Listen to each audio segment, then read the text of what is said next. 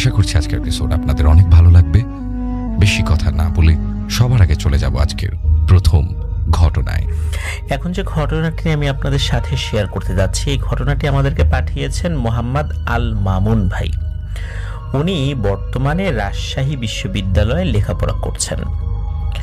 উনি সেখানকার একটি হলেই থাকেন।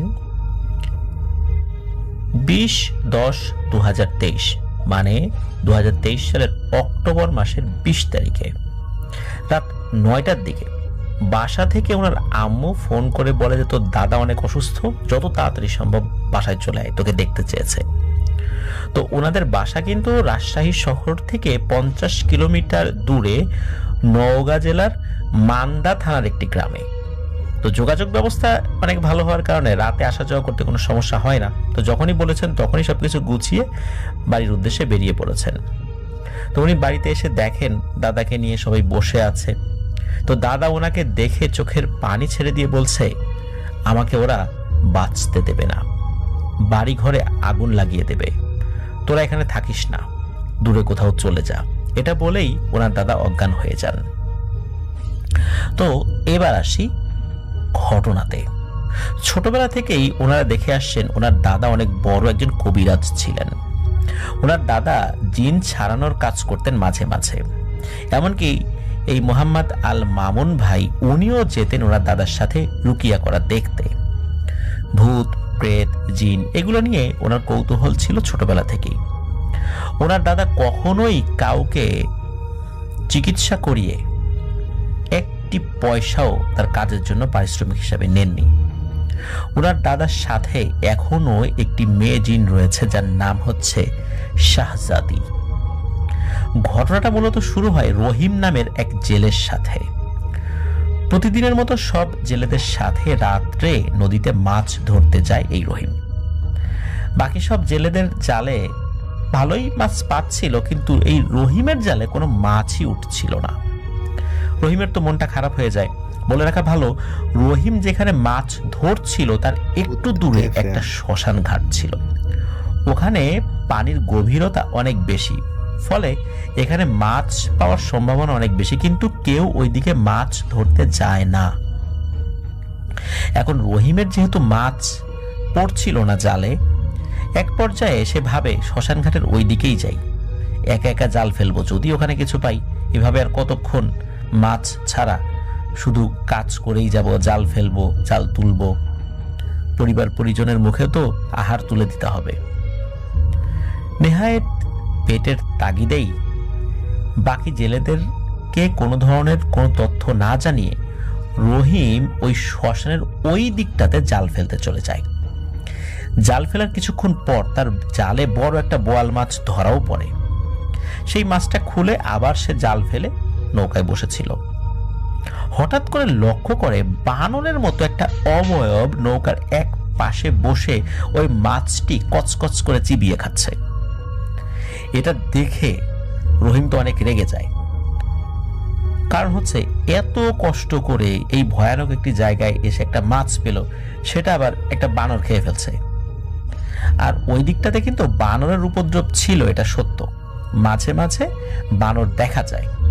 তো সে এটাকে কিন্তু ভিন্ন কিছু প্রথম দিকে ভাবেনি।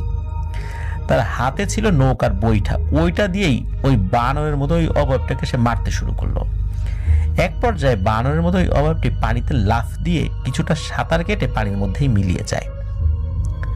ঘটনাটা এখানে শেষ হলে পারত, কিন্তু না, ঘটনাটি অন্যদিকে মোড় নেয়।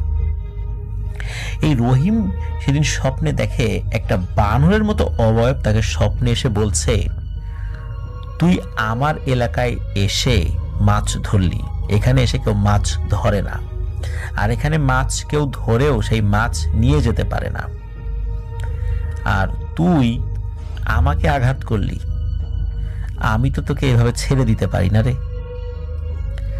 তুই জানিস না এই শ্মশানের আশেপাশে যদি কেউ আসে আমরা সেই মাছ রেখে দেই।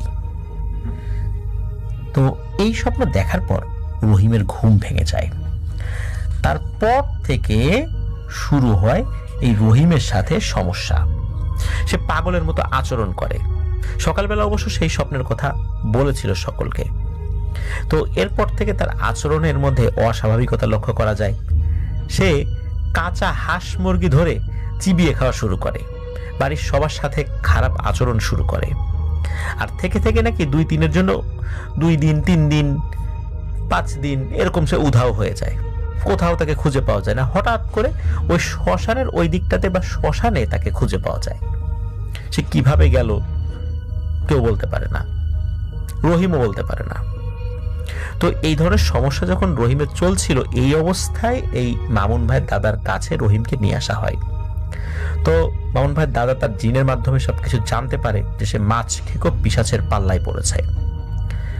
তো দাদার জিন আরো বলে এই পিশাচ অনেক শক্তিধর এবং এরা একজন না অনেকে আছে, একজনকে কিছু করলে অনেকে এসে সেটার প্রতিশোধ নেবে। এরা দলবদ্ধভাবে থাকে, এদের শক্তির সাথে পেরে ওঠা খুবই কঠিন ব্যাপার, এই কাজটা আপনি নিয়েন না। জিনরা কিন্তু এটা বলে দেয়।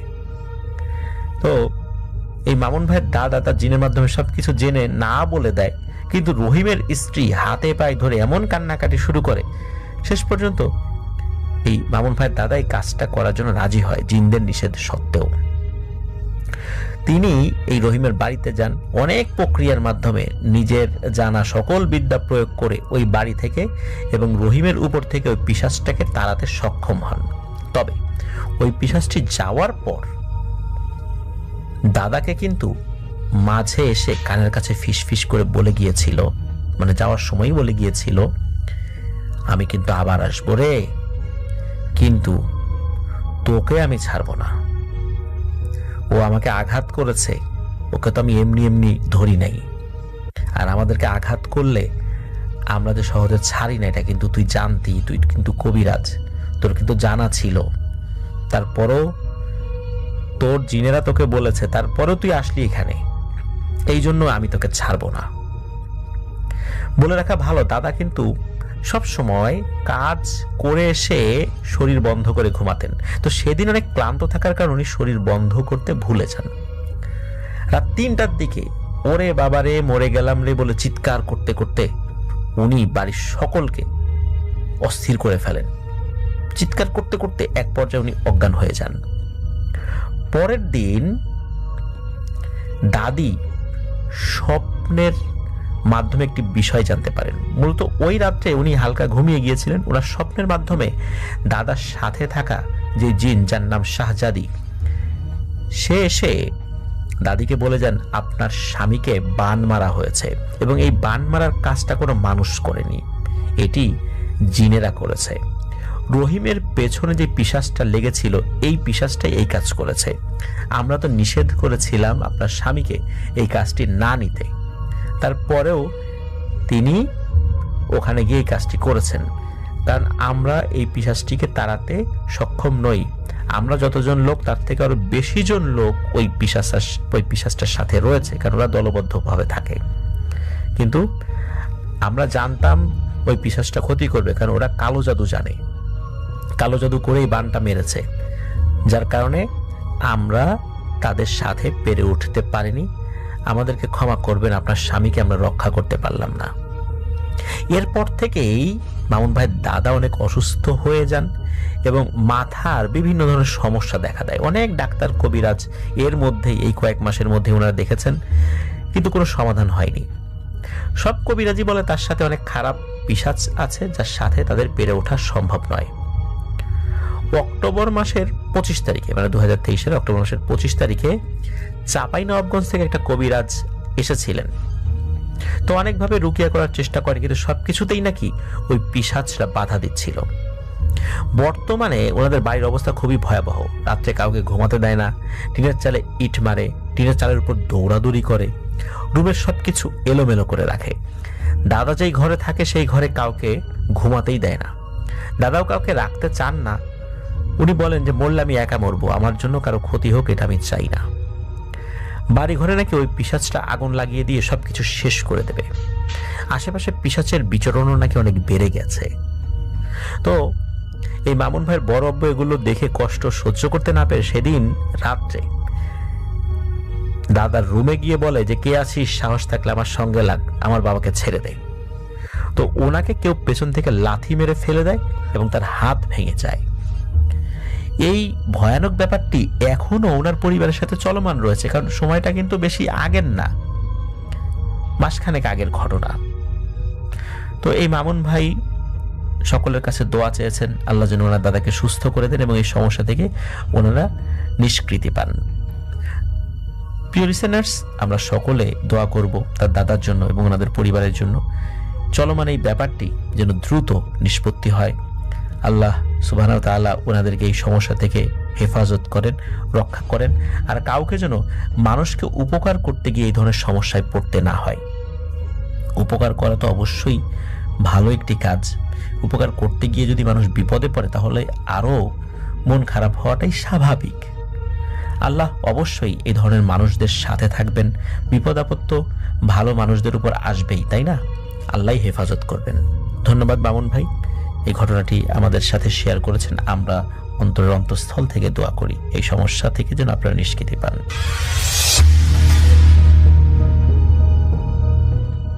রতনের ঘটনা নিয়ে রতন এই ঘটনাটি শেয়ার করেছে আমাদের কাছে এবং তিনি আমাকে অনুরোধ করেছেন আমি যেন আমার মতো করে ঘটনাটা আপনাদের কাছে প্রেজেন্ট করি। রতনদের বাসা মিরপুরের কোনো একটা জায়গায়, স্পেসিফিক লোকেশন সে বলবে না। বেশ অনেক আগের ঘটনা, 80-র দশকে। রতনের চাচার সাথে একটা ঘটনা ঘটেছিল, সেটি তিনি শেয়ার করেছেন। আমি চলে যাচ্ছি রতনের সেই ঘটনায় এবং আমি আমার মতো করে শেয়ার করছি। 80-র দশকের ঘটনা। রতনরা যেই জায়গাটাতে থাকতো মিরপুরের, সেটা তাদের নিজেদের বাসা, তবে জায়গাটা তখন অনেকটাই ন্যাচারাল এনভায়রনমেন্ট ছিল, মানে মিরপুরের ওই অঞ্চলটা তখনও অতটা ডেভেলপ করেনি। তাদের বাসার সামনের যে জায়গাটা সেটা একটা ছোট্ট রাস্তা ছিল, একদম চিকন রাস্তা, এবং সেখানে তখনও পাকা হয়নি, ওটা মাটির রাস্তা, পায়ে চলা রাস্তা, এবং সেখানে আসতে হতো। একটা সময় কিছুটা অংশ ইট বিছানো রাস্তা ছিল, তো সেই ইট বিছানো রাস্তাটা আবার একেবারে শেষের দিকে, যেখান থেকে ওখানকার যে মূল রাস্তা সেখানে উঠতে হতো। সেই মূল রাস্তাটাও বেশ বড় না, সেটা একটা চিকন রাস্তা, সেটা চলে গেছে একেবারে মেইন রাস্তার দিকে, এবং সেই রাস্তা অনেকাংশেই নিচু হয়ে গেছে, অনেক জায়গায় ঢালের মতো আবার উঠেছে, এরকম মানে বর্তমানের সাথে কোনোই মিল নাই ওই জায়গার। তো খুবই অনেক অবস্থা খারাপ ছিল রাস্তার, ভাঙাচোরা একটা অবস্থা। আর তাদের বাসার সামনে একটা মাটির রাস্তা, তার থেকে একটু দূরে গেলে একটা খাল আছে, একেবারেই ন্যাচারাল এনভায়রনমেন্ট। এবং রাতের বেলায় এখানে কোনো ল্যাম্প পোস্ট চলতো না, তাদের বাসার কাছে কোনো ল্যাম্প পোস্ট ছিল না। বেশ অনেক দূরে, তাদের বাসা থেকে হেঁটে গেলে অনেক দূরে একটা ল্যাম্প পোস্ট ছিল, সেটার আলো এই মাথা ওই মাথা দুই মাথা অনেক দূর পর্যন্ত কভার করতো। আর তখনকার ল্যাম্পপোস্ট বুঝতেই পারছেন, নিয়ন লাইট। আর তাদের ঘরটা ছিল তখন পাকা ঘর, টিনের চাল দেয়া। তাদের ওখানে 4টা রুম ছিল পরপর, একটার পর একটা 4টা রুম, এবং এই 4টা রুমে ঢোকার জন্য সবগুলো দরজা ইন্টারকানেক্টেড। আর মাঝখানের যে দরজাটা সেটা দিয়ে তারা বের হতো, সেটা তাদের অনেকটা ড্রয়িং রুমের মতো, সেখানে তারা বসতো, সোফা টোফা ছিল আর কি। তো এই ছিল তাদের বাসার বিন্যাস। তাদের বাসার চারপাশে বাউন্ডারি ওয়াল দিয়ে ঘেরা, বাসার মধ্যে ঘরের তাদের যে উঠোনের মাঝখানে একটা বড় আম গাছ ছিল, বেশ বড় আম গাছ। সেই গাছে ভালো আম হতো, এবং এই গাছটা নাকি অনেকদিন আগে থেকে ছিল। তার বাবা যখন এখানে জায়গা কেনে তখনই নাকি আম গাছটা ছিল। তো এই হচ্ছে অবস্থা। তাদের বাসা থেকে বেরোলে ডানে বামে গেলে ডানের যে অংশটা সেখানে কেউ থাকতো না, সেই জায়গাটা বাউন্ডারি ওয়াল করা, এবং সেখানে বেশ কচুরিমানা টাইপের ডোবা হয়ে গেছিল। তারপরেও তার পরের জায়গাটাও এরকম খালি। তো মোটামুটি অনেকগুলো খালি প্লট ডানে বামে পেছনে, এবং বেশ দূরে গিয়ে একটা খাল চলে গেছে। এরকম বৃষ্টি হলে পানি জমে যেত, বাসার সামনেও পানি জমে যেত, এবং বেশ দূর পর্যন্ত ওই যে ইট বিছানো রাস্তা ওইখানে পানি, ওই পর্যন্ত পানি থাকতো, প্রায় হাঁটুর নিচ পর্যন্ত পানি হয়ে যেত যখন ঢালাও বর্ষণ হতো। আর তাদের যে ওই যে মূল সড়ক যেখান দিয়ে যাওয়া আসা করে সেটাও কিন্তু পানি ভরে যেত বৃষ্টি হলে। তো এগুলো বলার কারণ হচ্ছে ঘটনার সাথে এগুলো সব সম্পর্কিত। ঘটনাটা আপনাদের বুঝতে সুবিধা হবে যদি এগুলো এক্সপ্লেইন করে নেই। রতনদের এলাকাটা আসলে এরকম ছিল যে বেশ বড় একটা জায়গায় ধরা চলে, সেই জায়গায় অল্প সংখ্যক মানুষ, মানুষ এতই কম যে এক একটা পরিবারকে এক একটা পরিবার চিনত, এবং তাদের মধ্যে ইন্টারাকশন হতো, কথাবার্তা হতো, দেখা সাক্ষাৎ হতো, বিকালে যখন হাঁটা চলা করতো। ন্যাচারাল এনভায়রনমেন্ট যেহেতু বেশ ভালো লাগতো। অতটুকু এলাকার মধ্যেই, অতটুকু নেইবারহুডের মধ্যে জাস্ট মানুষ তাদের যে ওই ইগুলো রাখছিল, জায়গাগুলো রাখছিল, সেই জায়গায় কয়েকটা পুকুর ছিল, এবং সেই পুকুরগুলো জাস্ট ন্যাচারাল পন্ডের মতো। যেহেতু ওই জায়গাটা মানে ফেলে রাখা হয়েছিল এবং ওখান থেকে মাটি তুলে আরেক জায়গায় ভরা হয়েছে। এর জন্য জায়গাটা তখন মানে একেবারে গভীর পুকুরের মতো হয়ে গেছিল এবং সেখানে মাছও থাকতো। তো এর ফলে যেটা ছিল, তাদের এলাকা বেশ হন্টেড ছিল, মানুষজন ভয় পেত হাঁটা চলা করতে। বিশেষ করে রতনদের বাসা থেকে বেরিয়ে বাঁয়ে গেলে অনেক দূর পর্যন্ত বাতি নাই, বলছি ল্যাম্পপোস্ট নাই, অনেক দূর পর্যন্ত হেঁটে ডানে মোড় নিতে হতো। ডানে যে মোড় নিত সেই রাস্তাটা অনেক লম্বা এবং সেই রাস্তার মাঝখানে এরকম একটা ডোবার মতো আছে, ডোবার পাশে একটা এরকম প্লট ছিল খালি। সেই জায়গায় একজন কেয়ারটেকার থাকতো, আবার থাকতো না, জায়গাটা পড়ে থাকতো। তো ওইখানে নাকি বড় একটা তেঁতুল গাছ ছিল। তো সবাই বলতো যে এই তেঁতুল গাছটা খারাপ। মানুষ নাকি অনেক কিছু দেখছে, রাত্রেবেলা মানুষ ওখানে মানে যাওয়া আসা করার সময় অনেক কিছু দেখছে, মানে বেশ ভয়ের জায়গাটা। কারণ এইখানে মানে বেশ অনেকটা নীরব থাকতো এই জায়গাটা। এবং রাস্তার এই মোড় থেকে ওই মোড় পর্যন্ত যে মানে দূরত্ব, এর মাঝখানে কিন্তু ওই কর্নারে প্লটটা ছাড়া এই পাশে আর কিছুই নাই, ঘর বাড়ি নাই, শুধু ফাঁকা জায়গা। এইসব জায়গা মানুষজন কিনে রাখছে, এখানে পরবর্তীতে মানুষ বাড়িঘর করবে। খুব কম সংখ্যক মানুষ এসে উঠছে এখানে। তো যাই হোক, এই হচ্ছে রতনদের পুরো এলাকাটা। তো রতনের কাছে বেশ ভালোই লাগতো। সে তখন একদমই ছোট, একদম মানে কিন্ডারগার্টেন লেভেল পার করে আসছে, ক্লাস 1-এ পড়ে এরকম আর কি।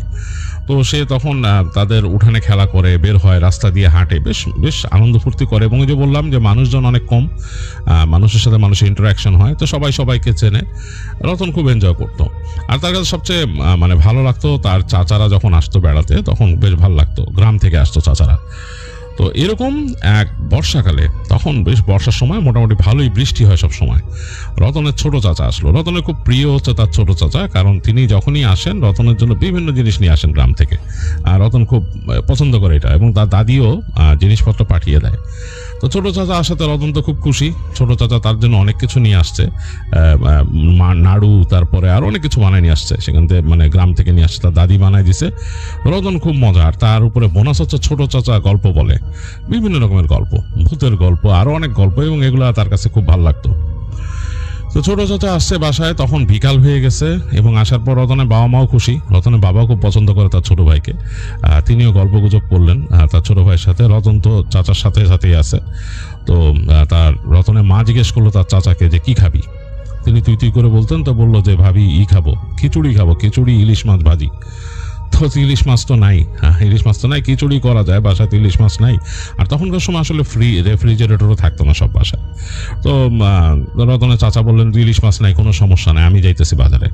তো আমি যাচ্ছি বাজারে যে বলছে, রতনের বাবা বললো না তুই থাক, আমি যাবো, অসুবিধা নাই। এর মধ্যে কিন্তু আকাশে মানে মেঘ গুড় করতেছে। তো এই পরিবেশ দেখেই আসলে রতনের চাচা ইলিশ মাছ ভাজি খেতে চাইছেন আর খিচুড়ি। তো রতন বলতেছে আমি চাচার সাথে যাব, আর তার বাবা বলতেছে না, তোর যাওয়ার দরকার নাই, আর তুমি তো যাবাই না, আমি যাচ্ছি। তো রতনের বাবা বের হওয়ার প্রিপারেশন নিচ্ছেন। তো তার ছোট ভাই যে তার মানে রতনের বাবাকে ধরে ফেললো, বললো দাদা না, তুমি বের হও না, আমি যাব, আমার এমনিও একটু যাইতে হবে বাজারের দিকে, একটু ঘুরবো, দেখবো, আমি তো অনেকদিন পর আসলাম, তা আমি একটু যাই, এমনিও যাই, থাকো। আর রতন যাওয়ার তো প্রশ্নই আসে না, এই যে বৃষ্টি আসতেছে। রতনকে বুঝাইলো যে না, তুমি যাও না, চাচু চলে আসবে একটু পরেই। তো রতনের একটু মন খারাপ, সে চাইছিল চাচার সাথে বেরোবে, এবং চাচার সাথে বেরোলে চাচা দেখা যায় চকলেট কিনে দেয় আর কি রাস্তায়। তো চাচা বের হয়ে গেল। রতন দেখলো যে তার চাচা চলে গেছে, এবং তার চাচা একটা ছাতি নিয়ে বের হয়েছে। তার চাচা বের হয়ে গেছে, তার একটু পরেই, মানে হয়তো 10 মিনিট পরেই হঠাৎ করে ঝুম বৃষ্টি নামলো।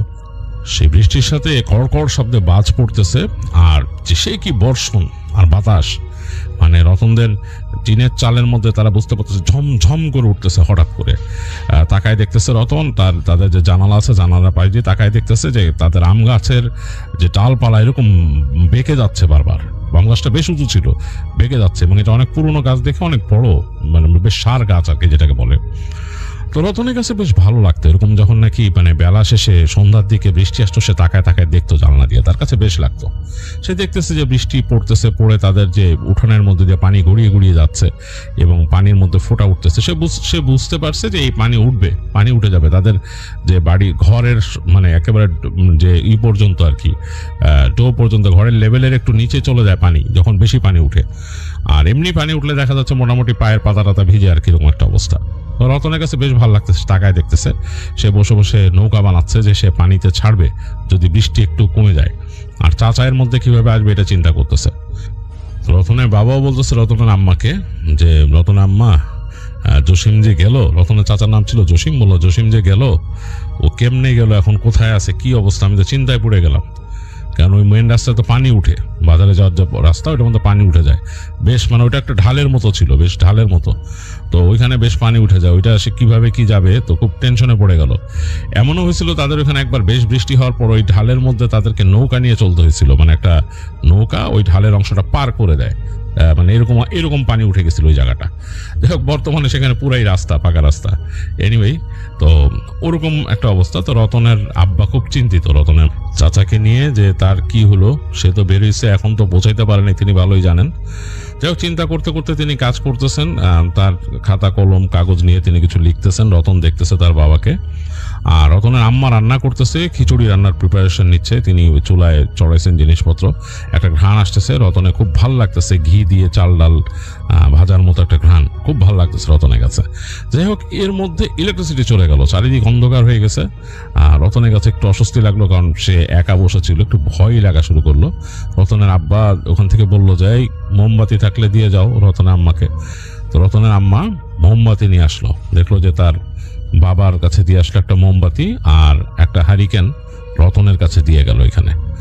এই হালকা আলো, আর তিনি চলে গেছেন কিচেনে, আবার রান্না বাড়া হচ্ছে, আর রতন চুপচাপ সোফায় বসে সে তাকায় আছে জানলার দিকে, জানলাটা হালকা খোলা, ঠান্ডা ঠান্ডা বাতাস আসতেছে, এরকম একটা অবস্থা। তো বেশ অনেকক্ষণ চলে গেছে, মানে অনেক সময় পার হয়ে গেছে।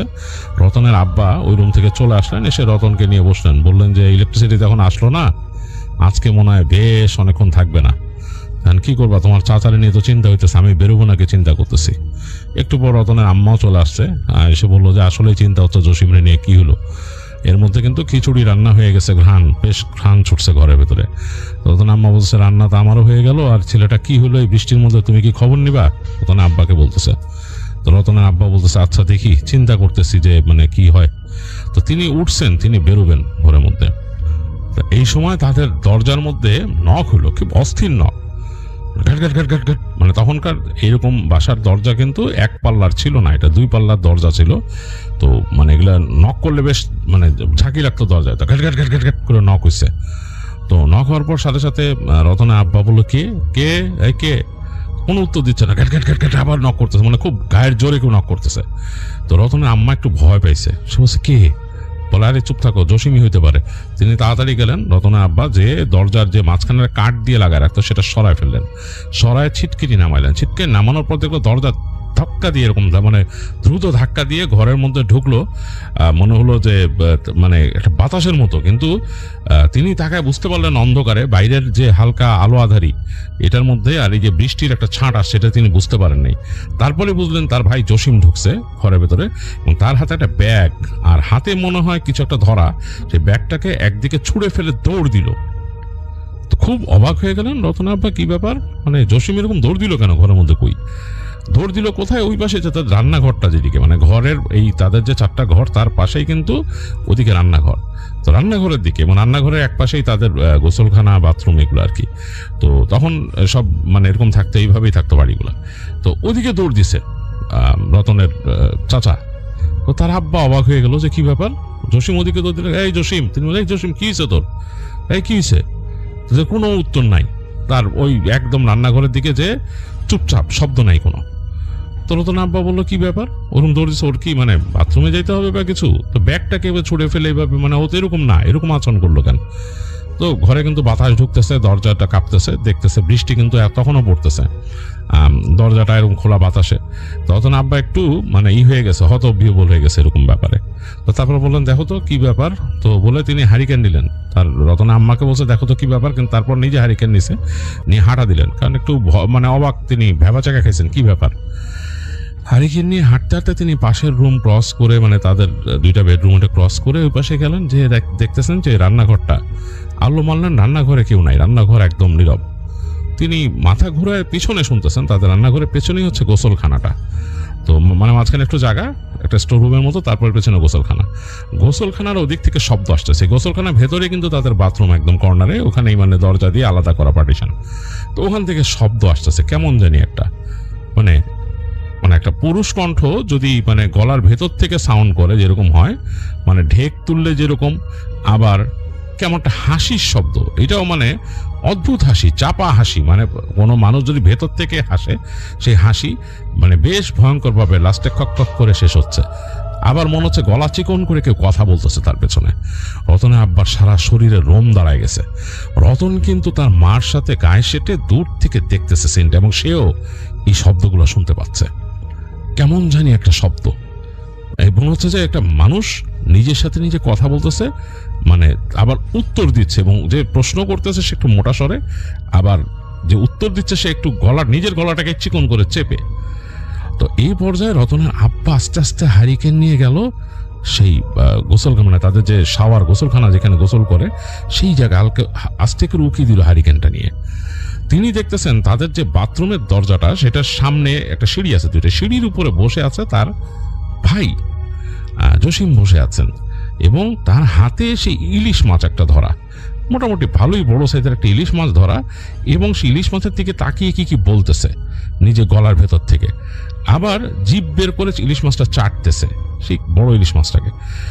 সে যখন নাকি ওখানে হারিকেন নিয়ে ঢুকছে, ফট করে তার দিকে তার ভাই তাকালো, মনে হলো উদ্ভ্রান্তের মতো দৃষ্টি, চোখ দুইটা একদম লালচে, মানে একদম মানে মনে হচ্ছে কচলায় লাল বানায় ফেলছে এরকম।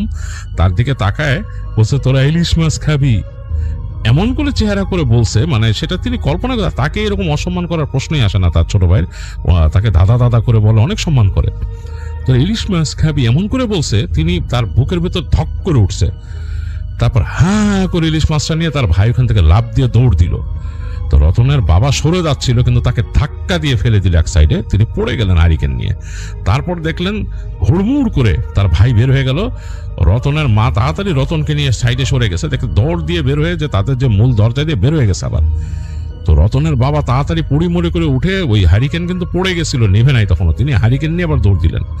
দৌড় দিয়ে দরজার কাছে যে দেখতেছে তার ভাই, মানে এতটুক সময় তিনি আস্তে আস্তে দৌড় দিয়ে ওইখানকার তাদের যে আম গাছটা ছিল উঠানে মাঝখানে, সেই আম গাছের প্রায় অর্ধেক উঠে গেছে, টিকটিকির মতো, টিকটিকি যেভাবে ওঠে ওইভাবে করে উঠে গেছে, এবং উঠতে উঠতে আম গাছের একেবারে মগ ডালের কাছে উঠে গেল। একেবারে মগ ডাল, যেখানে কোনোভাবে স্বাভাবিকভাবে একটা মানুষের ওঠা সম্ভব না, সেরকম ভাবে উঠে গেছে। এবং আকাশের আলো বা বিজলি চমকাচ্ছে তো মাঝে মাঝে, এর মধ্যে দেখা যাচ্ছে আর কি। সে মনে হলো যে একটা টিকটিকি যেভাবে উঠে যায় সেইভাবে করে একদম মগ ডালের কাছে চিকন একটা ডালে তার ভাই উঠে গেছে। এবং খুব আশ্চর্যজনক ব্যাপার, সে ইলিশ মাছটাকে কামড়ায় ধরে রাখছে, দাঁতে কামড়ায় ধরে রাখছে, মগ ডালে উঠে গেছে, এবং বাতাসে এরকম দুলতেছে বিপজ্জনক ভাবে যে পড়ে যাবে এরকম। আর ওইখানে উঠে সে এক হাত দিয়ে ডালটাকে মশলায় ধরছে, মানে পেঁচায় ধরছে, এক হাত দিয়ে মাছটাকে নিয়ে শব্দ করতেছে, হাসতেছে ওইখান থেকে। খুবই ভয়ানক একটা সিন। রতনের বাবা শুধু বলল তার মাকে যে রতনের চোখ ঢেকে রাখা, সরাও ওখান থেকে। রতনের মা চোখ ঢেকে সরাইছে, তিনি ভয়ে দোয়া পড়তেছেন, তাড়াতাড়ি মাথায় আরো কাপড় বেশি করে টেনে তিনি কাঁপতেছেন আর দোয়া পড়তেছেন রতনের মা। রতন বুঝতেছে তার মা কাঁপতেছে। রতনের বাবা কিছুক্ষণ চিন্তা করলেন, কিন্তু নিজের ভাই তার বেরোইতে হবে, তিনি তাড়াতাড়ি হ্যারিকেনটা নিয়ে দৌড় দিয়ে চলে গেলেন উঠানে। বৃষ্টির মধ্যে তিনি ভিজে গেছেন বেরোতে বেরোতে। রতনের মা দেখতে, রতনের মা জোরে জোরে দোয়া পড়তেছে, রতনের বাবাও দোয়া পড়তে গেছে ওখানে। তারা বুঝছে জিনিসটা খারাপ কিছু। গাছের নিচে যে তার ভাই বলতেছে, মানে রতনের বাবা বলতেছে, এই তুই নিচে নাম তাড়াতাড়ি। আর সে হাসতেছে আর মানে আজে বাজে কথা বলতেছে, আজে বাজে গালি দিতেছে রতনের বাবাকে। রতনের বাবা এখান থেকে মানে অনেক জোরে জোরে বললো নাম, বলে দোয়া পড়তেছেন। তিনি যা পারেন, তিনি মোটামুটি ইবাদত বন্দি করতেন, দোয়া পড়তেছেন, দেখতেছেন না নামতেছে না, এবং তিনি যত দোয়া পড়েন তাকে তার ভাই ততই বকাঝকা করতেছে, উপর থেকে গালি দিচ্ছে। এবং তার হাতে ইলিশ মাছটা ধরা, এক পর্যায়ে দেখলো যে সেটাকে কামড়ায় খুবড়ায় অনেকখানি অংশ কাঁচা নিয়ে ফেলে সেই মাছটাকে ছুঁড়ে মারলো রতনের বাবার দিকে। রতনের বাবা সরে গেল, যে মাছটা থাপাস করে পড়লো তাদের উঠানে। তখন রতনের বাবা নিজে দৌড়ে যে আম গাছে ওঠা শুরু করলো, দেখলো মানে আম গাছে উঠতেছেন রতনের বাবা, এবং সে মনে হলো আরো উপরে ওঠা শুরু করলো, এবং তার ওঠাটা একদম লিকলিকা, এটা রতনের নিজের চোখে দেখা। মনে হচ্ছে যেভাবে টিকটিকি উঠে যায় সেভাবে উঠে যাচ্ছে সে আরো বিপজ্জনক ডালের দিকে। রতনের বাবা বার বলতেছেন উঠিস না, দোয়া পড়তেছেন, আর সে হাসতেছে পেছন দিকে তার চাচা, আর আরো উঠে যাচ্ছে। একবার একেবারে পাতলা একটা ডালের মধ্যে উঠে সেটা ভেঙে কড়াত করে তার চাচা একদম ডাল সহ নিচে পড়লেন। তো রতনের বাবাও তখন সেখান থেকে লাফ দিয়ে নিচে নামলেন, মানে একটা ডাল ধরে ঝুলে লাফ দিয়ে নিচে নামলেন। নেমে দেখলেন যে তার ভাই ওঠার চেষ্টা করতে পারতেছে না, তিনি তাকে জাপটে ধরলেন, যে মানে ধরে দোয়া পড়া শুরু করলেন তার কানের কাছে। তো রতনের বাবা কিন্তু বেশ বলশালী ছিলেন, বেশ মাস্কুলার। একটা সময় তিনি কুস্তি করতেন। রতন বলছে তার বাবা কুস্তিতে চ্যাম্পিয়ন ছিল, গ্রামের বাড়িতে তার মেডেল আছে এগুলার। তো তিনি এরকম জোরে চেপে ধরছেন ভাইকে, কিন্তু ভাই অসম্ভব শক্তি তার বাবাকে মনে ছুঁড়ে ফেলে দিল একপাশে, মানে এক সাইডে। তারপর লাফ দিয়ে তার বাবার উপর পড়ে তার বাবার গলা পেঁচায় ধরলো, মানে চেপে ধরলো। তার বাবাকে এমন ভাবে চেপে ধরছে যে পানিতে মুখ ডুবে যাচ্ছে। রতনের আম্মা নাকি বের হয়ে যেতে গেছিল রতনকে রেখেই, মানে সে বাধা দিবে। রতন কান্না শুরু করলো মাকে ধরে, এখন মা বেরোতে পারতেছেন রতনের জন্য, তিনি বেরোতে পারছেন না, তিনি ওখান থেকে জোরে জোরে দোয়া পড়তেছেন। তো এই সময় রতনের বাবা নাকি তার 2 পা তুলে তার ভাইয়ের ঘাড়ের কাছে পেঁচায়, মানে কুস্তির কৌশলে বা জুডোর কৌশলে এরকমই আর কি, পাটা পেঁচায় তার ভাইকে একটা চাপ দিলেন পা দিয়ে। তো চাপ দেওয়ার সাথে সাথে রতনের চাচা পড়ে গেলেন, মানে মাটিতে পড়ে গেল মাথাটা নিচের দিকে। তিনি ওই একই প্যাচে তার হাতটা মোচড়ায় ধরে পিছনে নিয়ে আসলেন, তাকে মাটির সাথে চেপে ধরলেন। এখন তিনি হয়তো তার ভাই বলে কিছু করতেছেন না, তার অনেক পেশেন্স। তিনি চেপে ধরে তিনি দোয়া পড়তেছেন, কারণ অন্য কোনো প্রতিপক্ষ হলে এখানে অনেক কিছু করা যায়, হাত ভাঙা যায়, অনেক কিছু করা যায়, কিন্তু তিনি সেটা করতেছেন না। তিনি দোয়া পড়তেছেন জোরে জোরে, এবং তার ভাই ছোটার চেষ্টা করতেছে আসরিক শক্তিতে। অনেক জোরে দোয়া করতেছেন। এক পর্যায়ে রতনের মা আর থাকলেন না, রতনকে ঘরের মধ্যে সরাই দিয়ে তিনি দৌড়ায় বের হয়ে গেলেন।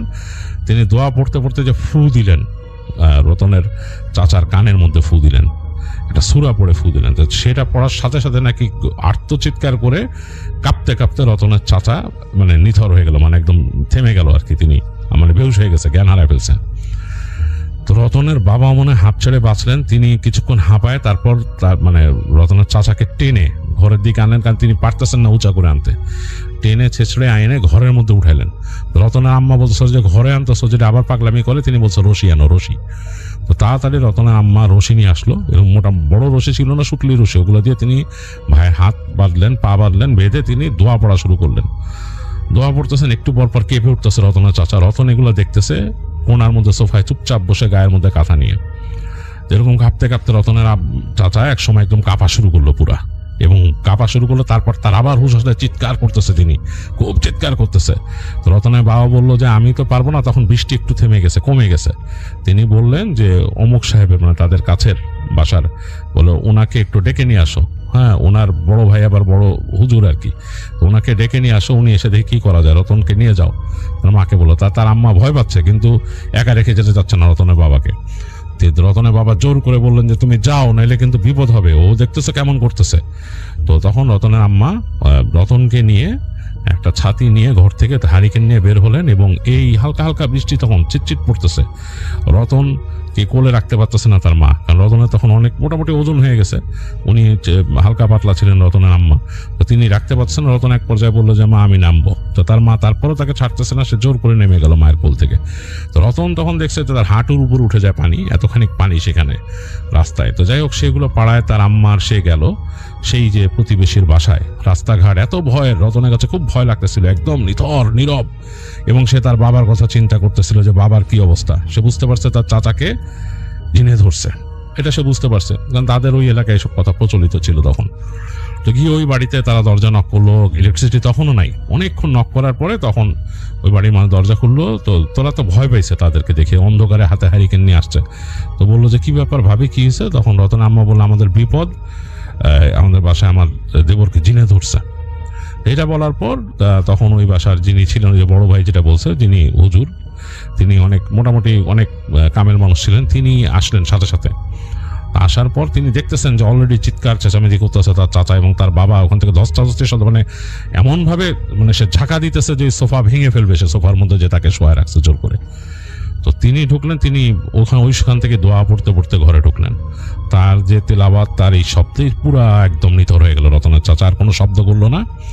তো তিনি এসে দোয়া পড়লেন, দোয়া পড়ে অনেকক্ষণই করলেন। এর মাঝে কারেন্ট চলে আসলো তাদের বাসায়। তো কারেন্ট চলে আসার পর তিনি ওই রুকাইয়া করলেন তার চাচাকে। রতন কিন্তু দেখছে তার মায়ের সাথে অন্য রুমে বসে। তো রুকাইয়া করলেন, তো দেখলেন যে তার চাচা কথা বলতেছে। সে বলতেছে ওই যে তেঁতুল গাছের ওইখানে আমি থাকি, ওইখান থেকে আসছি।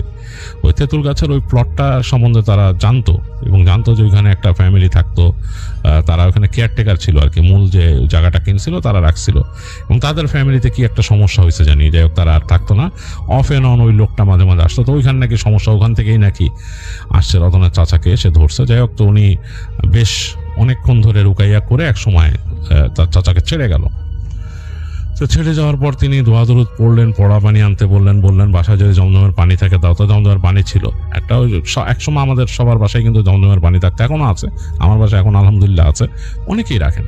যাই হোক, সেই জমজমের পানি তাকে ছিটাই দিল, খাওয়াইলো, এবং তারপর দেখা গেল যে তার চাচা চোখ মিলছে, তার কিচ্ছু মনে নাই, সারা শরীরে ব্যথা। সে শুধু রতনের বাবাকে দেখে বলছে, দাদা আমার শরীরে ব্যথা। তো সে বলে, কোনো চিন্তা করিস, চুপ থাক, শুয়ে থাক।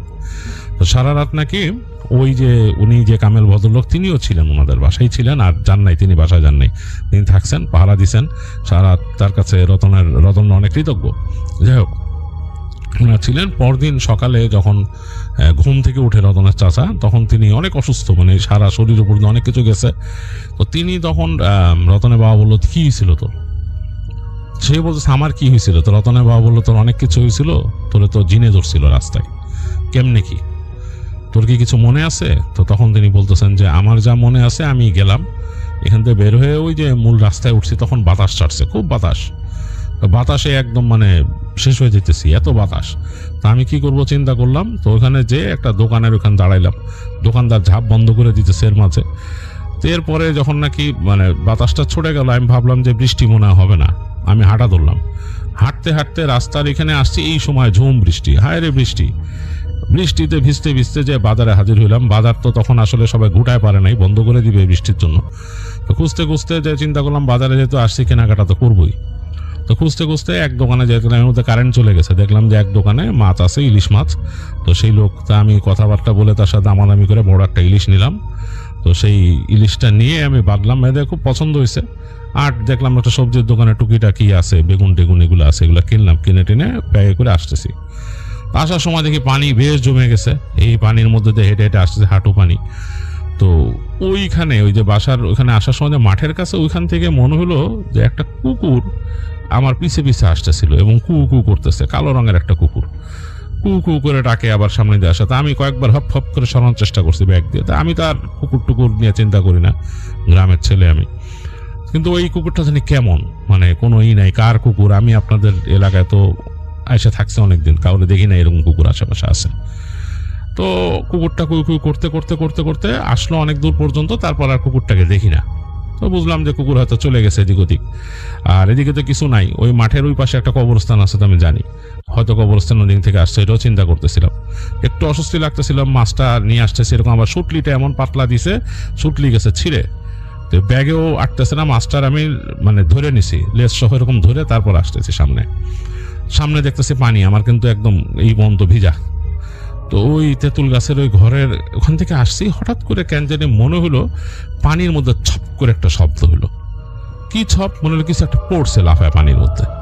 তো আমি তাকাইলাম, তাকায় দেখতেছি ওই প্লটের পাশে একটা পুকুর আছে, ওই পুকুর কিন্তু পানির সাথে মিশে গেছে এখানে, মানে রাস্তার পাশে। না, ওইটা কিন্তু আন্দাজ না থাকলে মানুষ জানবে না এখানে যে কিছু ডালপালা আছে, গাছপালা লাগাইছে। ওই নল খাগড়া দেখে আমি বুঝতেছি এর পাশে কিন্তু পুকুর। আমি ভাবলাম কোনো মাছ এসে আবার ঘাই দিয়ে উঠছে নাকি ওখানে, এই চিন্তা করে আমি আবার হেঁটে যাচ্ছি, আর কিছু চিন্তা করতেছি না। রাস্তা যেহেতু পানিতে ডুবা, একটু কেয়ারফুলি চলার চেষ্টা করতেছি। একটু পর মনে হলো আমার পিছনে পানিতে ছপ ছপ ছপ ছপ করে শব্দ হচ্ছে। আমি তাকাইলাম, কেউ নাই, পুরো জায়গাটা এরকম ফাঁকা। হঠাৎ করে মনে হলো যে আমার আশপাশে যে একটা বাতাস, এই বাতাসটা বেশ গরম বাতাস, নর্মাল টেম্পারেচার না, মানে বাতাসের টেম্পারেচার এই যে বৃষ্টির জন্য ঠান্ডা গেছে সেটা না, এটা মনে হচ্ছে একটা গরম বাতাস কেমন জানি। ওই গাড়ি টাড়ির আশেপাশে দাঁড়ায় থাকলে এরকম যেরকম হয় ঠান্ডার সময়, সেরকম একটা বাতাস। এরকম গরম বাতাস কোত্থেকে আমার কাছে কেন জানি মনে হলো লাফ দিয়ে আমার পিছনে গাছটার মধ্যে কেউ উঠলো ওদিক থেকে, পানি তো ছপ করে শব্দ এসে গাছে হয়েছে। তা আমি একটু জোরে হাঁটলাম, হেঁটে বাঁক নিয়ে ফেলছি, বাঁক নিয়ে পিছে তাকায় দেখতেছি ওই গাছের উপর মনে হচ্ছে কিছু একটা বসে আছে এখানে, এরকম বসে আছে, এবং মানে একদম বুঝতে পারতেছি মনে হচ্ছে বসে মানুষকে দেখলে যেরকম সেরকম। আমি তাড়াতাড়ি ঘরের দিকে হাঁটা ধরলাম, এই সময় মনে হলো গাছের উপর থেকে লাফ দিয়ে আমার পিছে পড়লো। তা আমিও দৌড় দিলাম, ভয় আসলে দৌড় দিছি ভাই।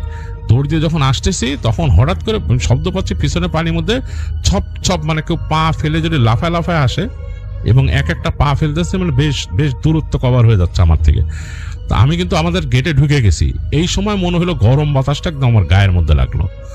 আর আমি দৌড়া এসে বাসার গেট পিটানো শুরু করলাম। গেট যে পিটাইতেছি, আমার শুধু মনে হচ্ছে আমি গেট পিটাইতেছি, এরপরে আমার আর কিছু মনে নাই।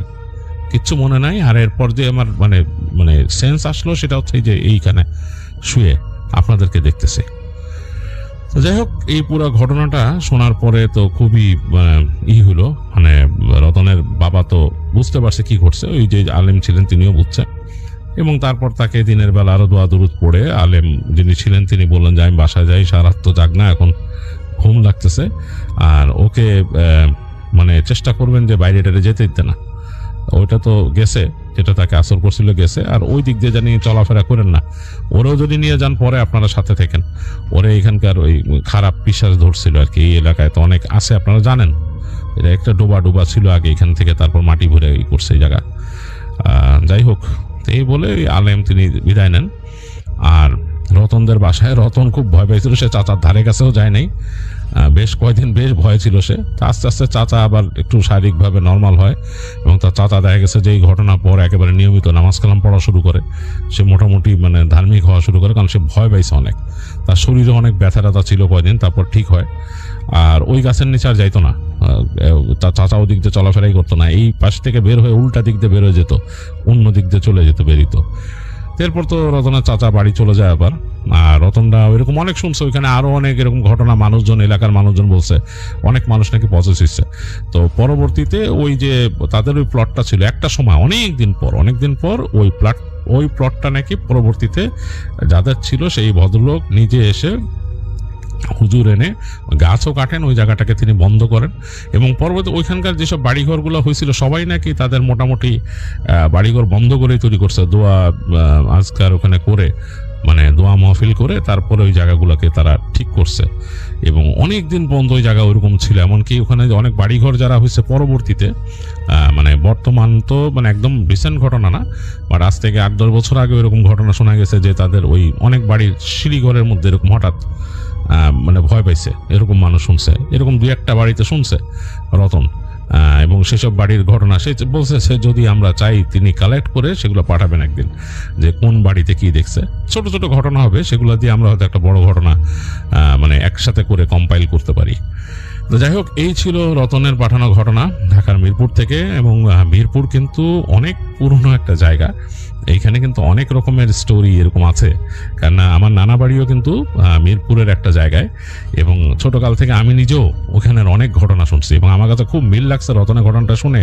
ওই এলাকার যে পুরো সিনারিও আমি কিন্তু কল্পনা করতে পারতেছিলাম, কারণ আমি ছোটবেলায় দেখছি ওই এলাকা কেমন ছিল। আর সো অ্যাজ আমাদের মোহাম্মদপুর এলাকাও কিন্তু বেশ পুরনো, মানে এখানে আমাদের মোহাম্মদপুরে তো অনেকগুলো পার্ট, মানে মোহাম্মদপুর কিন্তু অনেক বড় জায়গা। আমরা এখন শুনি অনেকে অনেক কিছু বলে, মোহাম্মদপুর অনেক বড় জায়গা। মোহাম্মদপুর শুরু হয় আসাদ গেট থেকে, এই পাশে শেষ হয়ে মানে আমাদের পুরনো পার্ট যেটা ছিল সেটা ছিল এই পাশে নজরুল ইসলাম রোডের পাশে যে সাত মসজিদ রোড, এই জায়গাটা, আর এই পাশে নূরজাহান রোড। তারপরের এই সাইডগুলো কিন্তু সাত মসজিদের পর থেকে কিন্তু পরবর্তীতে হয়েছে ওই জায়গাগুলো, পুরোটাই নদী ছিল। আমার নিজের চোখে দেখা ছোটবেলায় আমি দেখছি রিং রোডে, আমার মামা যখন স্টুডেন্ট ছিলেন তখন তিনি পড়াশোনা করতেন ওই জায়গায়, তারা আলাদা থাকতেন, আমার মামা তার ফ্রেন্ডদের নিয়ে আলাদা থাকতেন, ওখানে পড়াশোনা করতেন, তাদের একটা আলাদা এনভায়রনমেন্ট ছিল রিং রোডের ওই পাশে একটা বাড়িতে। এবং সেই রিং রোডটা যেরকম ছিল, রিং রোডের ওই পাশে যেখানে নাকি এখন বিল্ডিং হয়েছে, জাপান গার্ডেন সিটি হয়েছে, এগুলোর ওখানে সব নদী ছিল, তখন নদীর নিচে ছিল ওইটা, তখন নদী। রাতের বেলা ওই নদীর পাড়ে রিং রোডের পাড়েই কিন্তু দোকান বসতো, ফুচকা, বাদাম, এগুলো ওখানে বিক্রি হতো, এবং বাতাস, হুহু বাতাস। আমাকে আমার মেজো মামা নিয়ে গেছে ওইখানে, নিয়ে যে ওনার পড়ার টেবিলে বসায় রাখছে। ছোটবেলায় আমি ছোট বসে থেকে নদী আর বাতাস ওখানে দেখছি, মানে বাতাস খাইছি আর নদী দেখছি ছোটবেলায়। তো এরকমই ছিল ওইখানে। আর এই জন্য বললাম যে মোহাম্মদপুর অনেক বড়। এই রিং রোডে মানে এখান থেকে শুরু হয়েছে শ্যামলের পর থেকে জয়েন্ট কোয়ার্টার, স্টাফ কোয়ার্টার থেকে শুরু করে একদম আপ টু আপনার ধানমন্ডি 27-এর আগ পর্যন্ত, লালমাটিয়া পর্যন্ত হচ্ছে এই দিকে। কলেজ গেটের এই পাশ থেকে শুরু করে একেবারে লালমাটিয়া শেষ পর্যন্ত হচ্ছে মোহাম্মদপুর। এইদিকে আসাদ গেট থেকে এখন বর্তমানে বসিলা পার হয়ে চলে গেছে। হ্যাঁ, ওইটা নতুন অংশ, বসিলাগুলো নতুন অংশ, আটি বসিলা এইসব হচ্ছে, এগুলো নতুন অংশ। বাট বেসিক্যালি যেটা ছিল বাস স্ট্যান্ডটা, যে সাত মসজিদ রোডের বাস স্ট্যান্ড, এই বন্ধ মোহাম্মদপুর। তো এই পুরো বড় জায়গাটা, এখানে কিন্তু অনেক রকমের এরকম ছোটবেলায় শুনতাম ভূতের ঘটনা, অনেক শুনতাম, অনেক, কারণ বাড়ি অনেক ছিল, অনেক পুরনো বাড়িঘর ছিল, সেখানে অনেক রকম ঘটনা শোনা যেত, এবং আমরা খুব এনজয় করতাম ছোটবেলায় সব ভূতের গল্প বসে বসে শুনতাম। তো যাই হোক, সেরকমই একটা ঘটনা শুনলাম রতনের কাছ থেকে।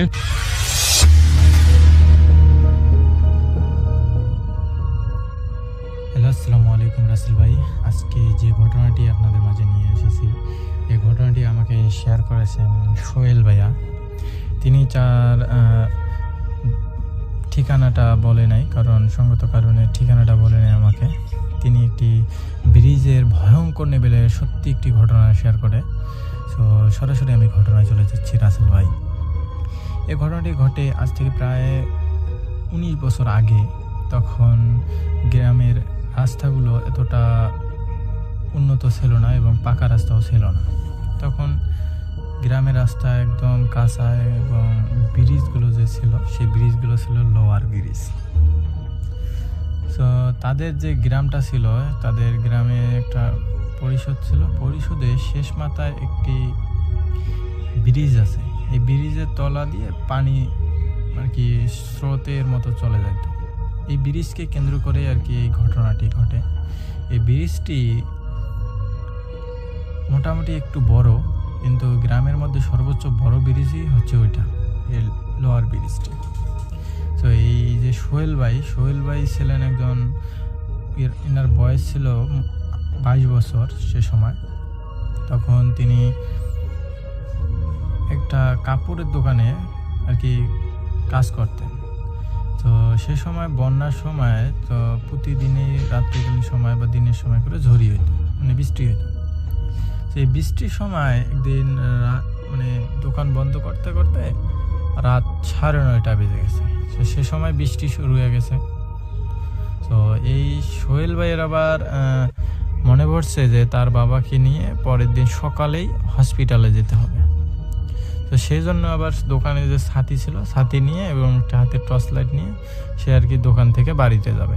তার মালিক অবশ্য বলছিল যে তুমি এখানে থেকে যাও, আজকে তো বিদ্যুৎ চমকাচ্ছে অনেক, আজকে যাওয়ার দরকার নেই। তো যখন ওনার বাবার কথা মনে পড়ছে, সে আর কি ওখানে থাকে নাই, দ্রুত বাসার দিকে যাচ্ছে। তো হাতে একটি ছাতি এবং টর্চ লাইট নিয়ে সে হাঁটা শুরু করলো দ্রুত। তো হাঁটতে হাঁটতে সে ব্রিজের মাথায় চলে আসছে। তো ব্রিজের মাথায় যখন চলে আসছে তখনও কিন্তু বৃষ্টি পড়তেছে টপ করে। ব্রিজের মাথা থেকে ব্রিজে উঠে পড়লো। ওঠার পর সে যখন মানে ব্রিজের সামনাসামনি আসছিল, তখনই তার অনুভূতি হচ্ছিল অদ্ভুত ধরনের ভয়ানক। সে একটু ভয় পাচ্ছিল এই ব্রিজটাকে। যখন ব্রিজের উপরে উঠলো, তার ভিতর থেকে একটা ভয়ে কাজ করা শুরু করছে, একদম ভয়। তখন এই ভয়টা এতটা পরিমাণের কাজ করা শুরু করছে যা বলার বাইরে। মানে সে হাঁটতেছে, হাঁটার সময় সে মনে হচ্ছিল যে পেছন থেকে কেউ ভিজা পায়ে এই ব্রিজের উপর দিয়ে হেঁটে আসতেছে তার পিছনে। এই অনুভূতিটা তার মানে হইতেছিল। তো যখন এরকম একটা অনুভূতি হচ্ছে তার যে ভিজা পায়ে কেউ হেঁটে আসতেছে, সে আবার পিছন ফিরে তাকাতে চাচ্ছিল না, তারপরেও পিছন ফিরে তাকায়। তো পিছন ফিরে তাকানোর পর দেখে যে পিছনে কেউ নাই। তো যখন কেউ নাই, তখন তার মনে হলো যে মনের ভুল, হয়তো আমি হয়তো মনের ভুলে এটা দেখতে পাচ্ছি বা শুনতে পাচ্ছি। আরেকটু আগানোর পর আবার এরকম একটা অদ্ভুত ধরনের আওয়াজ শুনতে পাচ্ছে, এরকম টিপ টিপ আওয়াজ, এবং মানে পায়ে, মানে ভিজা পায়ে সে আর কি পানি দিয়ে হেঁটে আসতেছে এই ঝড়িতেই, এরকম একটা আওয়াজ। তো আবার পিছন ফিরে দেখে যে কেউ নাই। তখন আবার ও মনে ভাবলো যে হয়তো আমি ভয় পাচ্ছি, এই জন্য আর কি মনের থেকে এটা একটা ভয় কাজ করতেছে। তো পরবর্তীতে তারা আরও যত দূর যাচ্ছে তত এরকম হচ্ছে। যখন ব্রিজের মাঝখানে গেছে, মাঝখানে যাওয়ার পর সে আবার ব্রিজের মাঝখানে যাওয়ার পর একটা কান্নার আওয়াজ শুনতে পাচ্ছে। তো যখন এই কান্নার আওয়াজটা ভেসে আসে তার কানে, তখন এই কান্নার আওয়াজটা কোথা থেকে আসতেছিল এটাও সন্ধান করতেছে। তখন সে বুঝতে পারে যে কান্নার আওয়াজটা একটা মানে ব্রিজের তল থেকে আসতেছে। সে যখন কান্নার আওয়াজটা ব্রিজের তল থেকে আসতেছে, সে আবার কি করছে যে ব্রিজের যে ইয়াগুলো ছিল, মানে রড উপরে দিকে, যাতে মানুষ কেউ যাতে পড়ে না যায়, এই জন্য যে রডগুলো দিয়ে বেড়া দেওয়া থাকে সেটা ধরে সে মাথাটা হালাইছে। হালানোর পর ব্রিজের নিচের দিকে দেখতেছে যে কেউ আছে কিনা।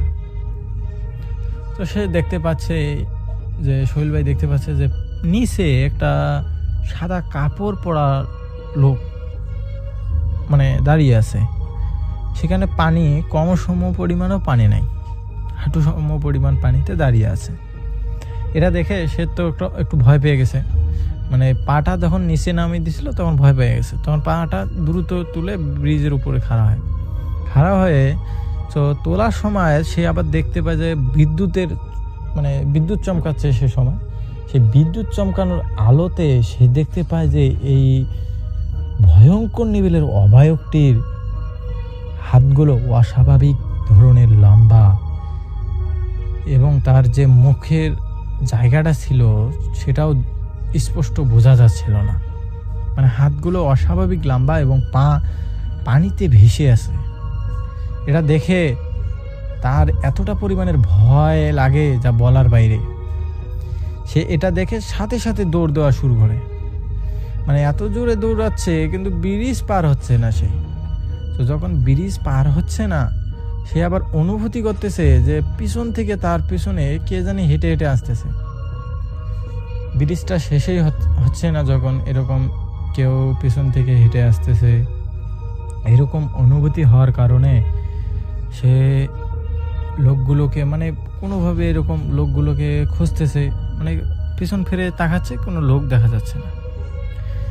মানে তার এতটা পরিমাণের ভয় কাজ করা শুরু করছে, যেটা আমাকে বলে যে আমি ওই জায়গাটায় যদি কোনোভাবে সেন্সলেস হইতাম আমি হয়তো বা ফিরে আসতে পারতাম না। কারণ তিনি বলেন যে আমি ওইখান থেকে যে ফিরে আসতে পারছি সেটা একটা ভাগ্যের ব্যাপার, যে আমার হয়তো হায়াত ছিল বিধায় আমি বেঁচে আসতে পারছি। সো তিনি যখন ওইরকম করে দৌড়াচ্ছিল, সে বলে যে তার ঘাড়ে নাকি কেউ হাত দিছে। যখন এই হাতটা এতটা পরিমাণের ঠান্ডা, মানে খুবই ঠান্ডা লাগতেছিল হাতটা, মনে হচ্ছিল যে ফ্রিজের থেকে হাতটা কেউ এনে তার ঘাড়ে হাত দিছে, এই ভিজা হাতটা। তো এ আবার মানে সোহেল ভাই আবার যখন ঘাড়ের দিকে লাইটটা তাক করে ঘাড়ের দিকে দেখে যে একজন হাতের একটা ছাপ, মানে তার যে ঘাড়ে হাত দিয়েছিল এটার একটা ছাপ দেখা যাচ্ছে, যে হাতের ছাপ একটা আছে। এটা দেখে সে এতটা পরিমাণের ভয়, মানে প্রচণ্ড গতিতে দৌড় দেওয়া শুরু করলো। মানে দৌড় দিচ্ছে কিন্তু কোনোভাবে এই ব্রিজটার মাথাটা শেষই হচ্ছে না, মানে শেষ মাথায় যাইতেই পারতেছে না। তো যখন দৌড়াতে আবার সে একটা বাচ্চাকে দেখতে পায় যে ওইখানে বসে আছে। এটা দেখে সে একটু মানে থেমে যায়, যে এখানে একটা লোক মানে বাচ্চা বসে আছে, সে কি বলে। তো বাচ্চাটাকে যে বলে যে বাবা তুমি এখানে কি করো, মানে এতটা পরিমাণে সাহসের সহিত ওকে বলতেছে যে তুমি এখানে কি করো। যখনই বাচ্চাটা উঠছে, মানে পেছন ফিরে বলতেছে যে আঙ্কেল আমাকে একটু বাসায় রেখে আসবেন, আমি একটু ভয় পাইতেছি, আমাকে একটু বাসায় রেখে আসেন। তো যখন বলে যে তোমার বাসা কই, বলে যে ওই গ্রামে আমার বাসা, আমাকে রেখে আসেন। তো বলে যে আচ্ছা চলো আমার সাথে চলো। তার একটু আশ্বাস ফিরে আসে যে আমি এখন দুইজনে চলে যাব। তো যখন এই বাচ্চাটা এই সোহেল ভাইয়ের দিকে তাকায়, সোহেল ভাইয়ের গা একদম মানে শিউরে ওঠে। কারণ এই সোহেল ভাই বলে যেটা যে আপনি মানে ওর মুখটা দেখা যাচ্ছিল স্পষ্ট, কিন্তু তার চোখগুলো নাই, মানে যে জায়গায় চোখ থাকার কথা সে জায়গায় চোখগুলো নাই। এটা দেখে সোহেল ভাই প্রচণ্ড লেভেলের ভয় পাওয়া শুরু করলো, মানে চোখের জায়গায় চোখ নাই। এটা দেখে তো সে ভয় পাইছে। তো তখন আবার এরকম পরিস্থিতি দেখে সে এক মুহূর্ত ওইখানে আর দাঁড়ায় নাই, মানে প্রচণ্ড গতিতে আবার দৌড় দেওয়া শুরু করে। এদিক দিয়ে বৃষ্টি টিপ টিপ টিপ টিপ করে পড়তেছে।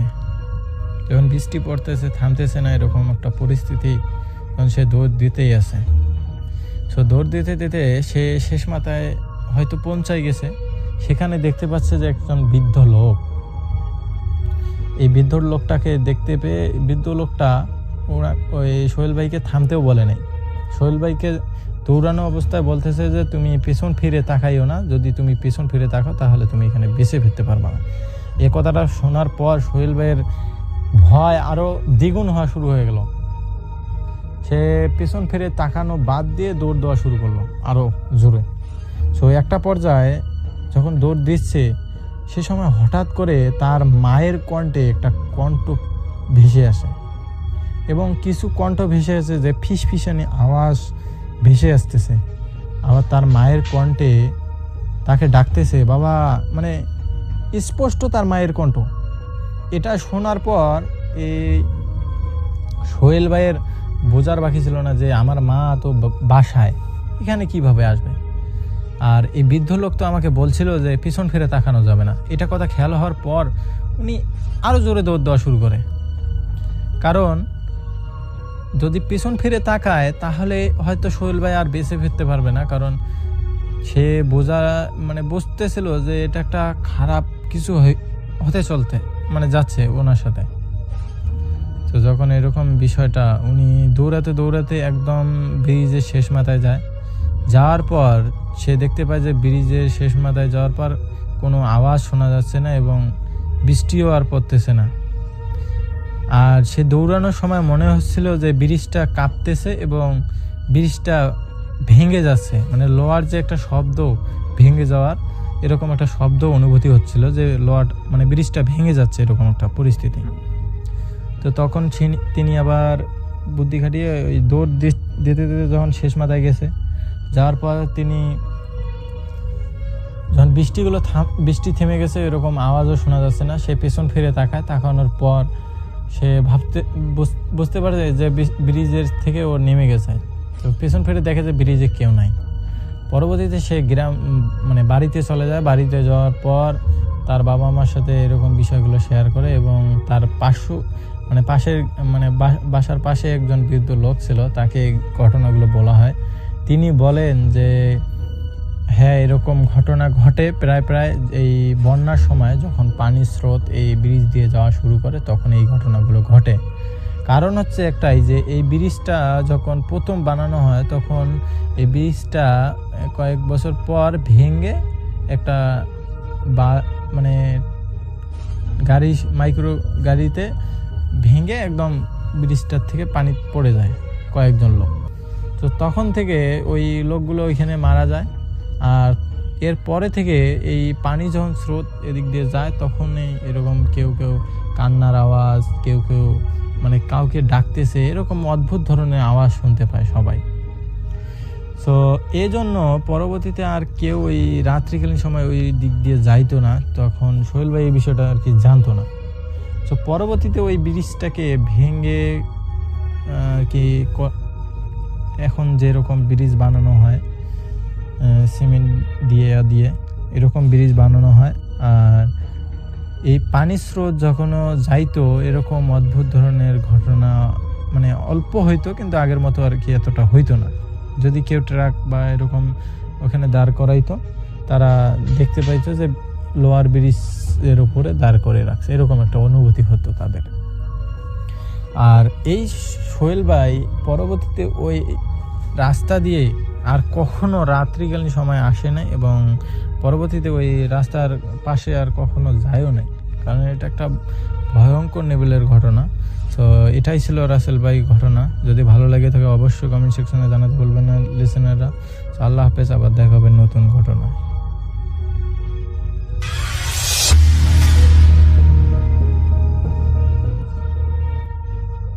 আসসালামু আলাইকুম লিসেনার্স, সামির আনসারি বলছি। সবাইকে জানাচ্ছি শুরুতে ঈদ মুবারক। ঈদের স্পেশাল এপিসোডে সবাইকে স্বাগত জানাচ্ছি। আর আলিফ ভাইকে তো অনেক অনেক ধন্যবাদ আমাকে আজকে এই স্পেশাল এপিসোডে আমন্ত্রণ জানানোর জন্য। তো আজকে শুরুতে আমি যে ঘটনাটা বলবো সেটা আমাকে ইমেল করেছিল এক ভাই। তো উনি ওনার নাম বলতে মানা করেছিল, দেখুন ওনার নাম নিচ্ছি না, ওনার একটা ছদ্মনাম দিচ্ছি রাজু। তো রাজু ভাইয়ের সাথে এই ঘটনাটা ঘটে 2018 সালে এবং ঘটনাটা হয়তো আপনাদের অনেকের কাছে প্রথম পর্যায়ে ভয় নাও লাগতে পারে, কিন্তু আমার ঠিক সেমই হয়েছিল। কিন্তু এটার যে প্রমাণ বা প্রুফ যেটা উনি আমাকে মেলে পাঠিয়েছিলেন দেখে আমার সত্যি কথা বলতে এখন ঘটনাটা বলতে আমার বেশ ভয় লাগছে, এবং আশা করি আপনাদের ঘটনাটা খুবই ভালো লাগবে। তো আমি সরাসরি চলে যাচ্ছি ঘটনায়। তো রাজু ভাই তিনি 2018 সালে ঢাকার ইস্টার্ন মল্লিকা মার্কেটে তিনি একটা টেলারিংয়ের কাজ করতেন ওনার বন্ধুর দোকানে। তো মঙ্গলবার ওনার সাপ্তাহিক ছুটি ছিল। তো সোমবার উনি কাজ শেষ করে ঠিক করেছেন ওনার বাড়ি যাবে। তো ওনার বাড়ি হচ্ছে চাঁদপুর সদরেই ছিল।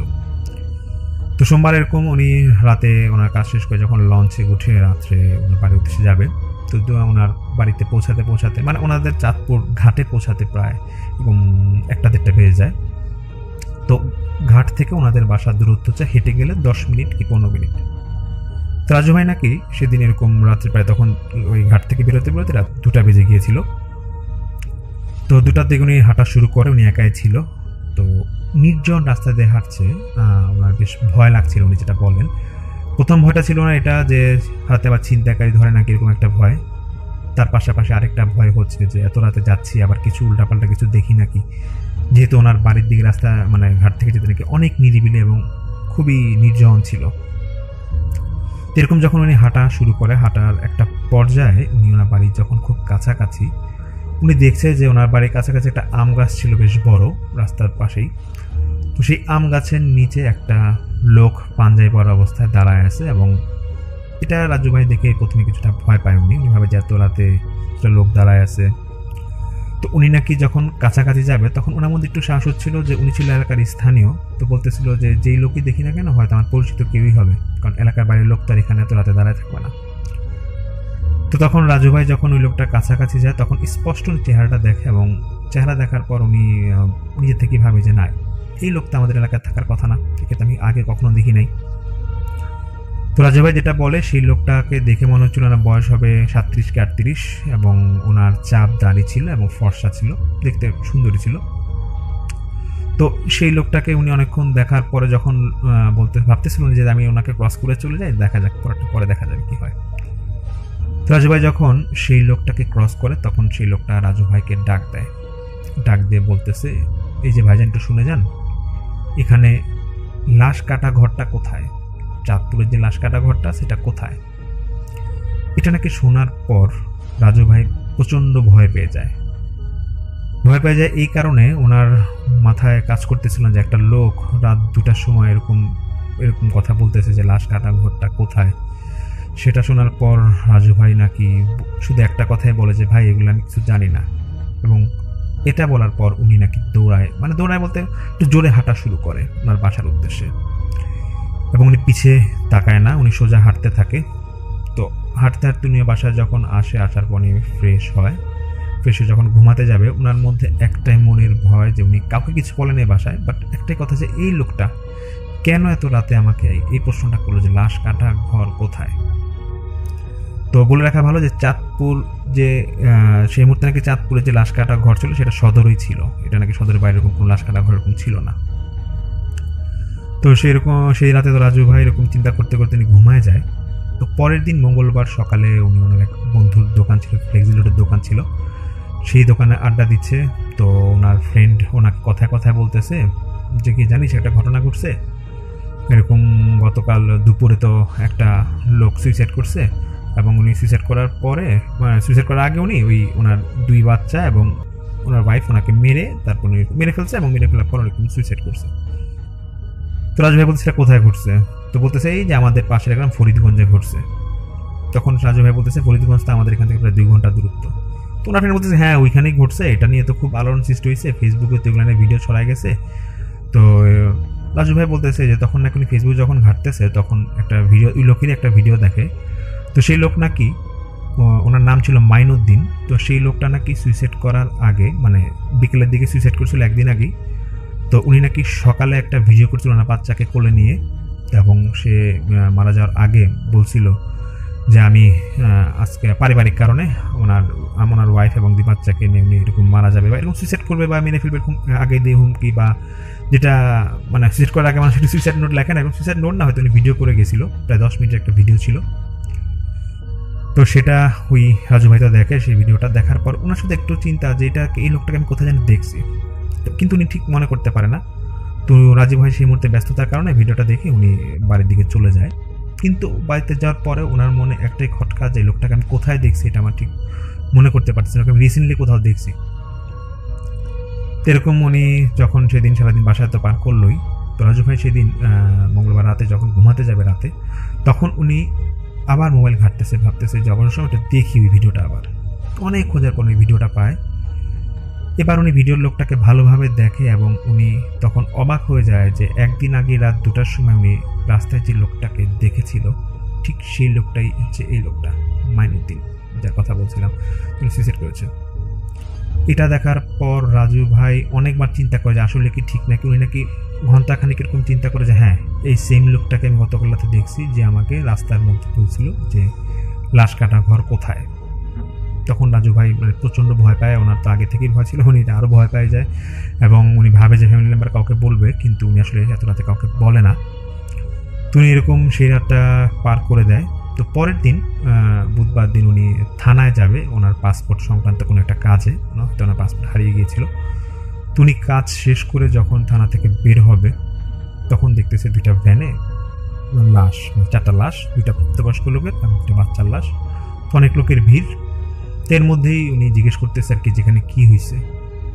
তো বলতেছে যে এরকম গত 2 দিন আগে ফরিদগঞ্জে, আমাদের পাশের গ্রাম ফরিদগঞ্জে একটা লোক যে সুইসাইড করছিল, ওই যে ভিডিও বাইরে এলো যে ওই লোকের এরকম লাশ, এইখানে লাশ। তো ওই ভিডিও যে বেরিয়েছে সেটা কিন্তু আশেপাশে গ্রামে বা ওদের গ্রামে খুব চাঁদপুরে কিন্তু মানে প্রায় সবাই আলোচনার মধ্যে ছিল এই ভিডিওর ব্যাপারে এবং সবাই এটা জানতো। এবং আরেকটা আশ্চর্য বিষয় হচ্ছে যে এটা নাকি চ্যানেল 24-এও সেই 2018 সালে এই নিউজটা আসছিল।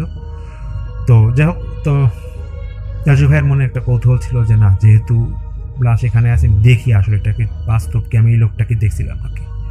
এরকম ভিড়ের ঠেলাঠেলির মধ্যে নাকি লাশটা দেখার পর রাজু ভাই দেখে যে সেম লোকটাকেই উনি সেই রাতে দেখেছিল। এবং এটা দেখার পর রাজু ভাই নিজেকে আর কন্ট্রোল রাখতে পারে না, উনি ভিডিওর সাথে সেই লাশ মিলালো, সেম লোকের লাশ, এবং উনি ভয় আর কাউকে কিছু বলার সাহস পায় না।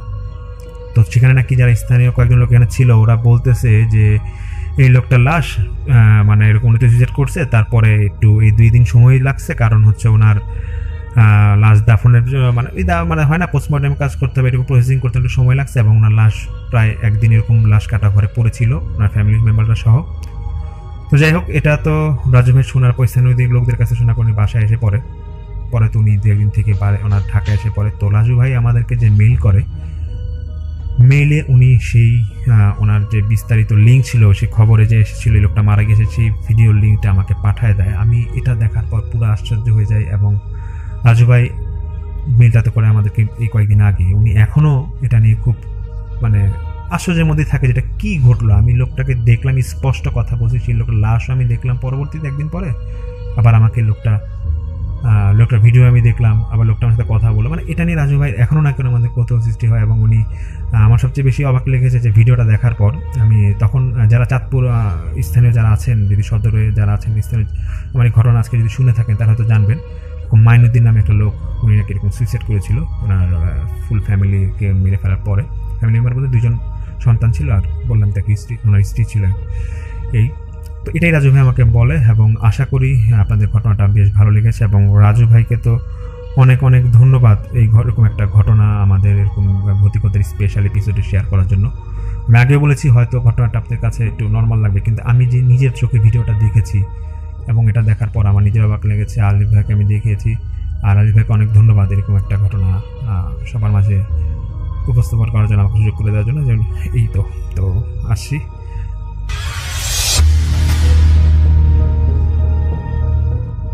ওয়ালাইকুম শাফিন ভাইয়া। ওয়ালাইকুম আসসালাম। আশা করি আল্লাহর অশেষ রহমতে বেশ ভালোই আছেন। আমার নাম মাজিদ আহমেদ, আমার বাসা টাঙ্গাইলের ঘাটাইল থানায়। আমি প্রায় 4 মাস যাবৎ ভূত নাইট শুনি। আজকে নিজের জীবনের একটা অভিজ্ঞতা নিয়ে ভূত নাইটে চলে আসলাম। যদি ভালো লাগে তাহলে ঘটনাটি পড়ে শোনানোর অনুরোধ রইল। আমি মূলত একটা বেসরকারি সংস্থায় কর্মরত আছি। আমি দেরি না করে সরাসরি ঘটনায় চলে যাই। ঘটনাটি ঘটে 2017 সালে। একদিন অফিস থেকে আমি এবং আমার আরও 2 জন কলিগকে পাঠানো হয় রংপুরে। একটা অফিসিয়াল কাজের জন্য আমরা 3 জনকে পাঠানো হয়। আমরা 3 জন সেদিন রাতেই আমাদের অফিসের গাড়িতে রংপুরের উদ্দেশ্যে রওনা দিলাম। রাত 10:30টার দিকে আমরা বের হয়ে পড়ি। আমরা তখন সিরাজগঞ্জের ভেতর দিয়ে যাচ্ছিলাম। যেতে যেতে হঠাৎ গাড়িতে কি একটা সমস্যা হওয়ায় গাড়ি মাঝপথে থেমে গেল। ড্রাইভারকে জিজ্ঞেস করলাম, কি ব্যাপার, গাড়ি থেমে গেল কেন? ড্রাইভার বলল, স্যার গাড়ির ইঞ্জিনে মনে হয় কোনো সমস্যা হয়েছে। এই কথা বলে ড্রাইভার গাড়ি থেকে নেমে গেল। আমরাও নেমে গেলাম। নেমে দেখলাম গাড়ির পেছনের একটা চাকা পাংচার হয়ে গেছে। একটা নির্জন জায়গায় গাড়ি নিয়ে আমরা দাঁড়িয়ে আছি। রাস্তার বাম পাশে আমরা দাঁড়িয়ে আছি। এদিকে ড্রাইভার চাকা খুলে নতুন চাকা লাগাচ্ছে। রাস্তার বাম পাশে, অর্থাৎ আমরা যেই পাশে ছিলাম সেই পাশে অনেক বড় আর ঘন একটা জঙ্গল। এত রাতে একটা জঙ্গলের পাশে দাঁড়িয়ে থাকাটা একটু ভয়ের, কিন্তু কিছু করার নেই।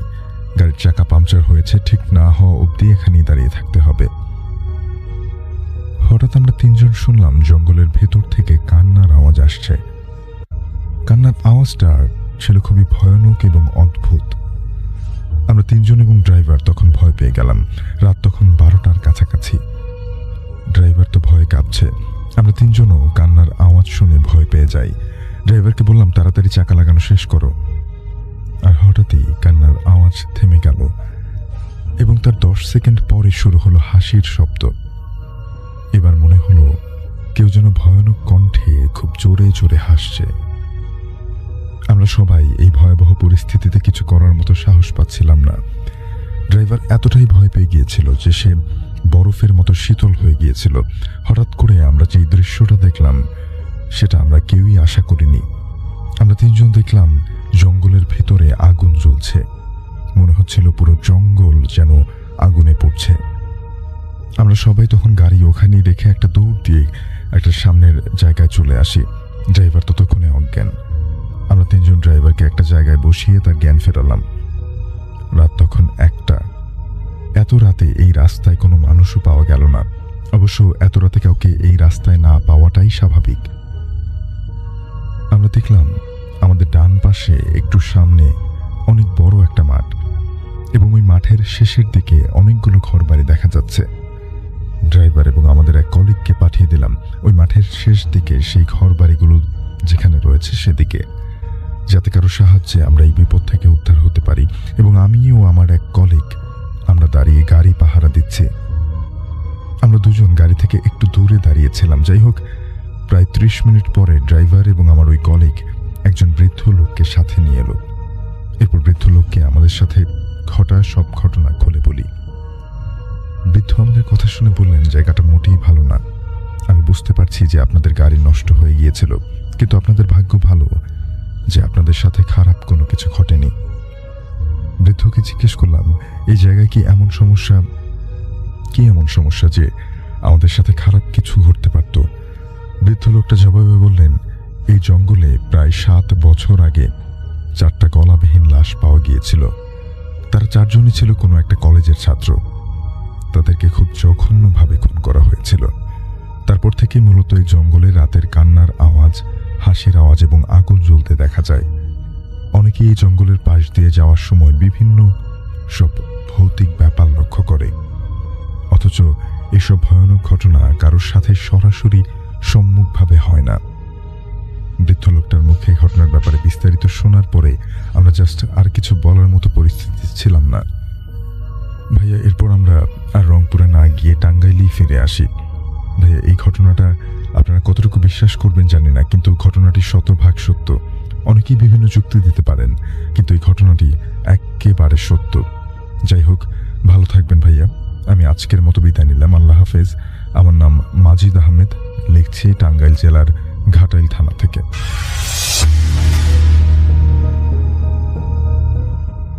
এখন যে ঘটনাটি আপনাদের সাথে শেয়ার করতে যাচ্ছি, প্রিয় লিসেনার্স, আমি এতটুকু বলতে পারি আপনাদেরকে, এই ঘটনাটি ব্ল্যাক ম্যাজিকের এক অনন্য উদাহরণ। কি ভয়ানক হতে পারে পরিণতি সকলের জন্য, যিনি করছেন তার জন্য, আর যার উপর করা হয়েছে তার জন্য। আসুন ঘটনাটি শুনব। ঘটনাটি আমাদেরকে পাঠিয়েছেন ডাক্তার তাহিয়া শারমিন স্বর্ণা। ওনার নিজের প্রত্যক্ষ করা একটি ঘটনা, যেটার শিরোনাম ছিল মৃত্যু শ্বাস। এই ঘটনাটি আমরা 61 নং এপিসোডে প্রচার করেছিলাম।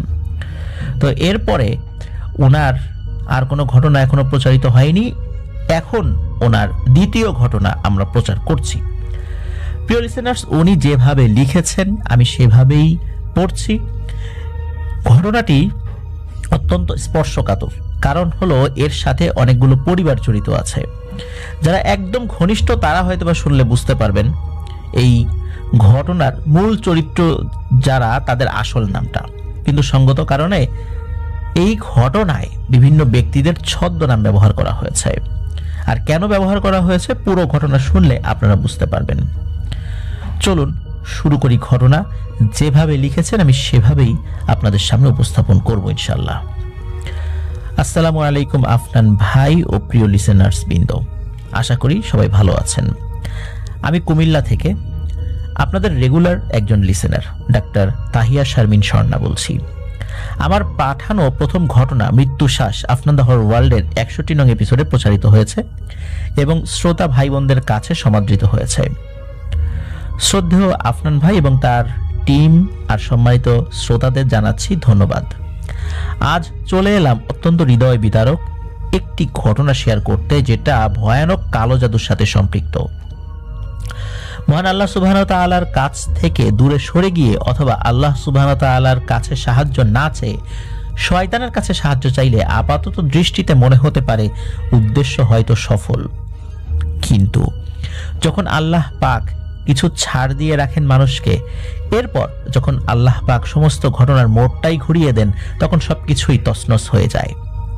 এটি এমনই এক ঘটনা যেটার কথা আজ এত বছর পরেও স্মরণ করতে গিয়ে আমার রূহ পর্যন্ত কেঁপে উঠছে।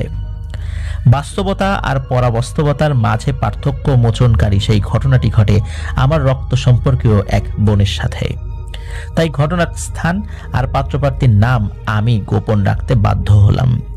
আশা করি শ্রোতাগণ আমার এই অক্ষমতা ক্ষমা করে ঘটনাটির গভীরতা ও ভয়াবহতায় ডুব দেবেন। ঘটনাটি শুরু করছি এবং বর্ণনা করছি আমার সেই আপুর আপন ছোট বোনের ভাষায়। আমার নাম উর্মি। আমরা 2 ভাই আর 2 বোন। এই ভাই যারা আছেন, এই 2 জন ভাই বড়, এরপর আমার বড় বোন সুমি, তারপর আমি যখন 2 বছরের শিশু তখন আমার আব্বা ইন্তেকাল করেন। এরপর থেকে আমার আম্মা, এক মামা আর আমাদের বড় 2 ভাই আমাদের 2 বোনের গার্ডিয়ান। ওনাদের কথার বাইরে গিয়ে আমরা একটা পাও কোথাও ফেলতাম না। ওনারাও এত যত্নে আমাদের আগলে রাখতেন যে আব্বার অভাবটাই অনুভবই হতো না বললে চলে। আমাদের পরিবার কুমিল্লা শহরের কোনো এক এলাকার সম্ভ্রান্ত মুসলিম পরিবারগুলোর একটি। ছোটবেলা থেকেই দেখেছি আমাদের পরিবারের সবাই প্র্যাকটিসিং মুসলিম। সেই হিসাবে আমরা 2 বোনও সেভাবেই বড় হয়েছে আলহামদুলিল্লাহ। ঘটনার সময়কাল 2007 সাল। আমি তখন ক্লাস 6-এ পড়ি আর আমার আপু উর্মি পড়তেন ইন্টার ফার্স্ট ইয়ারে। আমাদের বাড়ির উল্টো দিকে 3টা বাড়ি পড়ে ছিল আসলাম শেখদের বাড়ি। আসলাম শেখ এলাকার বিশিষ্ট ধনী ব্যবসায়ী, চাউলের আড়তদার, আর লোকমুখে শুনতাম যে তিনি একজন সুদের কারবারি। তো যাই হোক, আসলাম শেখের ছিল 6টি মেয়ে আর একটি মাত্র পুত্র সন্তান, তার নাম ইমন। পরপর 6টি মেয়ে হবার পর এই ছেলে হবার কারণে এই ছেলে যেন না চাইতেই সব পেয়ে যেত। আসলাম শেখ ক্লাস 8 পাস হলেও তার ছেলে অত্যন্ত মেধাবী এবং তাকে লেখাপড়া করিয়েছেন। কুমিল্লার বাইরে একটা ক্যাডেট কলেজে সে পড়তো, সেই সুবাদে এলাকায় তাকে খুব একটা দেখা যেত না। ঘটনার বছরে ইমন ভাই নাম করা একটা ইঞ্জিনিয়ারিং বিশ্ববিদ্যালয়ে চান্স পান এবং সেই সুখবরের মিষ্টি আমাদের বাড়িতেও আসে। তখন যদি জানতাম এই আসলাম শেখের পরিবার আমাদের পরিবারের জন্য কতটা ক্ষতিকর হতে যাচ্ছে, তাহলে হয়তো সেই মিষ্টি আমাদের গলা দিয়েই নামতো না। 2007 সালের কোনো এক হতভাগ্য বিকেলে আমার আপু আর আমি মিলে আমাদের উঠানে বসে আচার খাচ্ছিলাম। হতভাগ্য বিকেল বলার কারণ হলো সেই বিকেলেই ইমন ভাইয়ের সাথে আমার বোনের প্রথম দেখা। আমরা 2 বোনই বাইরে সবসময় বোরখা নেকাব পরতাম বলে এলাকার মানুষেরা আমাদের চেহারা প্রায় দেখেনি বললেই চলে। ইমন ভাইও কখনো দেখেননি আমার উর্মি আপুকে। সেই বিকেলে আমাদের বাড়ির সামনের রাস্তার পাশের ছোট্ট একটা মাঠে ইমন ভাই ওনার বন্ধুদের নিয়ে ক্রিকেট খেলছিলেন। হঠাৎই ক্রিকেটের বল দেয়াল টপকে আমাদের উঠোনে এসে পড়ে। তখন আগস্ট মাস, গরমের পরন্ত দুপুর। আমাদের বাড়ির সবাই তখন দুপুরবেলা খাওয়া দাওয়া করে ঘুমিয়েছিল। উঠোনের গেটের ভেতর থেকে বন্ধ পেয়ে ইমন ভাইও দেয়াল টপকে আমাদের উঠোনে এসে নামেন। আমি হঠাৎই একটা ছেলেকে দেখে বলে উঠলাম, আপু ভেতরে যাই চলো। আপুও ভীষণ লজ্জা পেয়ে আচারের বাটি ফেলে বাড়ির ভেতরে যেতে উদ্যত হলো। আর আমি খেয়াল করলাম ইমন ভাইয়ের চোখ যেন আমার আপুর উপর থেকে সরছেই না। আমরা 4 ভাই বোনই দেখতে মাশাআল্লাহ আলহামদুলিল্লাহ ভালো, তবে আমার উর্মি আপু অনেক বেশি সুন্দরী। উনি খুবই লজ্জা পেয়েছিলেন ওই সময়। আপু এক দৌড়ে বাড়ির ভেতর চলে যান। ইমন ভাই এক গ্লাস পানি চাওয়াতে আমি ভেতরে গিয়ে পানি নিয়ে আসি। তখন তিনি আমার বোনের নাম জানতে চান। উল্লেখ্য, আমাকে ইমন ভাই আগে থেকেই চিনতেন, কারণ ইমন ভাইয়ের 6 বোনের এক বোনের কাছে আমি আগে প্রাইভেট পড়তাম। আমি আমার বোনের নাম ইমন ভাইকে বলি আর বলি যে আপু ইন্টার ফার্স্ট ইয়ারে পড়ে। ইমন ভাই সেদিনের মতো আর কিছু না বলে ক্রিকেট বলটা কুড়িয়ে নিয়ে চলে যান। এরপর উনি মাঝে মধ্যে ওনার সেই বোন, যার কাছে আমি প্রাইভেট পড়তাম, যার নাম সাবিনা, তার মাধ্যমে আমার বোন উর্মিকে বলাতে চাইতেন যে ইমন ভাই উর্মি আপুকে পছন্দ করেন এবং তাকে বিয়ে করতে চান। আমি আর আপু এ নিয়ে অনেক মজা করতাম। তখন আপুর কলেজে আসা যাওয়ার মাঝে ইমন ভাই প্রায়ই রাস্তায় দাঁড়িয়ে আপুর জন্য অপেক্ষা করতেন আর কথা বলতে চাইতেন, যদিও আপু কখনোই কথা বলেননি। তো এভাবেই দিন যাচ্ছিল। এরপর একদিন আসলো সেই ভয়ানক দিন, যেটার জন্য আমরা 2 বোনের কেউই প্রস্তুত ছিলাম না এবং দায়ীও ছিলাম না। তারিখটা ছিল 2017 সালের নভেম্বর মাসের 15 তারিখ। ইমন ভাইয়ের অনেক জোরাজুরিতে আমি আমার বাড়ির ল্যান্ডলাইন নাম্বারটা, মানে আমাদের যেটা TNT নাম্বার, এই নাম্বারটা ওনাকে দেই। আর এটাও বলে দেই যে সাবধান, আমার আম্মার রুমে কিন্তু প্যারালাল লাইন আছে, তাই ফোনে আপনি উল্টাপাল্টা কিছু যদি বলেন তো আমরা 2 বোনই মার খাবো বাসায়। তো ইমন ভাই কল দিলেন সেদিন সন্ধ্যায়। কল ধরলো আমার আম্মা, ইমন ভাই কথা বললেন না। আধা ঘন্টা পর আবার কল দিলেন, ধরলো আমার বড় ভাই, ইমন ভাই ফোন কেটে দিলেন। আমার বড় ভাই কিছুটা সন্দেহ করলেন এবং কলার আইডি টেলিফোন সেট হওয়ায় ইনকামিং কলের নাম্বারটি দেখে তিনি খোঁজ নিয়ে জানলেন এটা আসলাম শেখদের বাড়ির নাম্বার। এবং ইদানিং আসলাম শেখের ছোট মেয়ে আমাদের বাড়িতে অকারণে ঘন ঘন যাতায়াতের বিষয়টি তার মাথায় কাজ করে এবং তিনি বুঝে যান এই কলগুলো নিশ্চয়ই ইমন ভাই করছে। আর সেদিনই আমার বড় বোনের উপর নেমে আসে অকথ্য নির্যাতন। চর থাপ্পড় আর বকা খেয়ে সে কিছুতেই বলতে পারলো না যে এই ঘটনায় তার কোনো হাত নেই। ইমন ভাই আপুকে বিয়ে করতে চায়, এখানে আপুর কি করার আছে? সেদিন রাত্রে আমার আপু আমাকে ভীষণ বকলেন কেন আমি ইমন ভাইকে আমাদের ল্যান্ড ফোনের নাম্বারটা দিলাম, এবং জীবনে কখনো কোনো কারণেই একটা চর তো দূরের কথা, একটা বকা না খাওয়া আমার আপু সেদিন সেই অপমান ভুলতে না পেরে কোনো কিছু না ভেবেই ইমন ভাইদের বাসায় কল করে, ইমন ভাইকে চান। তারপর ইমন ভাই হ্যালো বলা মাত্র আপু অনেক গালিগালাজ করেন এবং ইমন ভাইকে বলতে লাগলেন তোর মতো একটা ছেলেকে বিয়ে করব আমি? আমার আব্বা ছিলেন সরকারি উচ্চপদস্থ কর্মকর্তা আর তোর বাবা 8 পাস চাউলের ব্যাপারী, তারপর আবার সুদখোর। 8 পাস বিষয় না, সুদখোরটাই বিষয়। আর জীবনে যদি আমাকে ফোন দিয়েছিস তোর কিন্তু খবর আছে। ইমন ভাইয়ের তো তখন পাগল হওয়ার মতো অবস্থা। তিনি তার মায়ের কাছে কাঁদতে কাঁদতে গিয়ে সব বলেন আর ওনার মা ইমন ভাইয়ের আব্বার কাছে গিয়ে বিচার দেন। এলাকার প্রভাবশালী হওয়ায় ইমন ভাইয়ের আব্বার ডাকে অনেক লোকজন চলে আসে আর তারা সবাই সেই রাতের 12টা বাজে জড়ো হয় আমাদের বাড়ির গেটের সামনে। সে যে কি এক লজ্জাস্কর সিচুয়েশন আজও মনে হলে খুব বিরক্ত লাগে। যা হোক, আমার ভাইরাও আমাদের মামাকে কল দেয়। মামা 20 মিনিটের ভিতরে চলে আসেন। মামা পাশের ওয়ার্ডের কাউন্সিলর আর রাজনৈতিক ব্যক্তিত্ব ছিলেন। এসেই লোকজন নিয়ে চড়াও হলেন ইমন ভাই, আসলাম শেখ আর তার দলবলের উপর। লিসেনারদের নিশ্চয়ই মনে আছে 2007 সালের 15 নভেম্বর কি ছিল। সে রাত ছিল ভয়ানক ঘূর্ণিঝড় সিডরের রাত। তো রাত বাড়ার সাথে সাথে বাতাস আর বৃষ্টি বাড়তে থাকায় তখনকার মতো মারামারি ওখানেই শেষ করে 2 দল নিজেদের বাড়িতে চলে যেতে বাধ্য হলো। সেই রাত্রিতে শুধু সিডরের রাতই ছিল তা নয়, সে রাত আমাদের 2 পরিবারের জন্য এক ভয়াবহ কাল রাতও বটে। সে রাতে বাড়ি ফিরে ইমন ভাই প্রচুর ভাঙচুর করেন। কষ্টে অপমানে যেন তিনি পাথর হয়ে গেছেন। তাকে আসলাম শেখ শান্ত করতে গেলে পরিস্থিতি আরো খারাপ হয়। ইমন ভাই তখন নিজের জন্মদাতা পিতা আসলাম শেখের সাথে চরম অধ্যত্বপূর্ণ আচরণ করে বসেন। সবকিছুর জন্য তাকে দায়ী করেন। বলেন যে তার পিতা যদি লেখাপড়া জানা হতেন, হালালভাবে পয়সা উপার্জন করতেন এই সুদের ব্যবসা না করে, তাহলে আজ এই ভয়ানক অপমান সহ্য করতে হতো না। তার ভালোবাসার মানুষটাও তাদের ঘরের বউ হয়ে থাকতো, ইত্যাদি ইত্যাদি বিভিন্ন কথাবার্তা বলেছিলেন। অত্যন্ত আদরের ছেলের চোখে পানি দেখে আর ছেলের মুখে এরূপ দোষারোপ শুনে আসলাম শেখ অত্যন্ত অসুস্থ হয়ে পড়েন। হাসপাতালে নিলে জানা যায় তিনি স্ট্রোক করেছেন। টানা 5 দিন আইসিইউতে থাকার পর আসলাম শেখ মারা যান।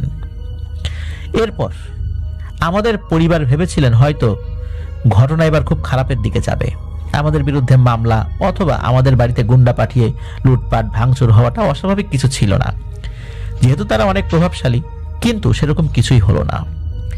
বেশ কিছুদিন পরে বিশ্ববিদ্যালয়ে ইমন ভাইয়ের ক্লাস শুরু হয়ে যায় এবং তিনি হলে গিয়ে ওঠেন। আমরাও তখন স্বস্তির নিঃশ্বাস ছেড়ে ভাবলাম, যাক, ঝামেলা শেষ হলো। কিন্তু সেটাই ছিল আসলে ঝামেলার চূড়ান্ত সূচনা। এরপর কেটে যায় 8টি মাস। সবকিছু স্বাভাবিকভাবে চলছিল। একদিন রাস্তায় ইমন ভাইয়ের আম্মার সাথে, ওনার আম্মার নাম ছিল জুথি, এই ইমন ভাইয়ের আম্মার সাথে আমার আম্মার দেখা হয়। আম্মা সেদিন এই ঘটনার জন্য জুথি আন্টির কাছে ক্ষমা চাইলে জুথি আন্টি অদ্ভুতভাবে হেসে বলেন, আল্লাহ আপনাদের মাফ করলেই হয়, আমি এখন আল্লাহর কাছে আর কিছুই চাই না।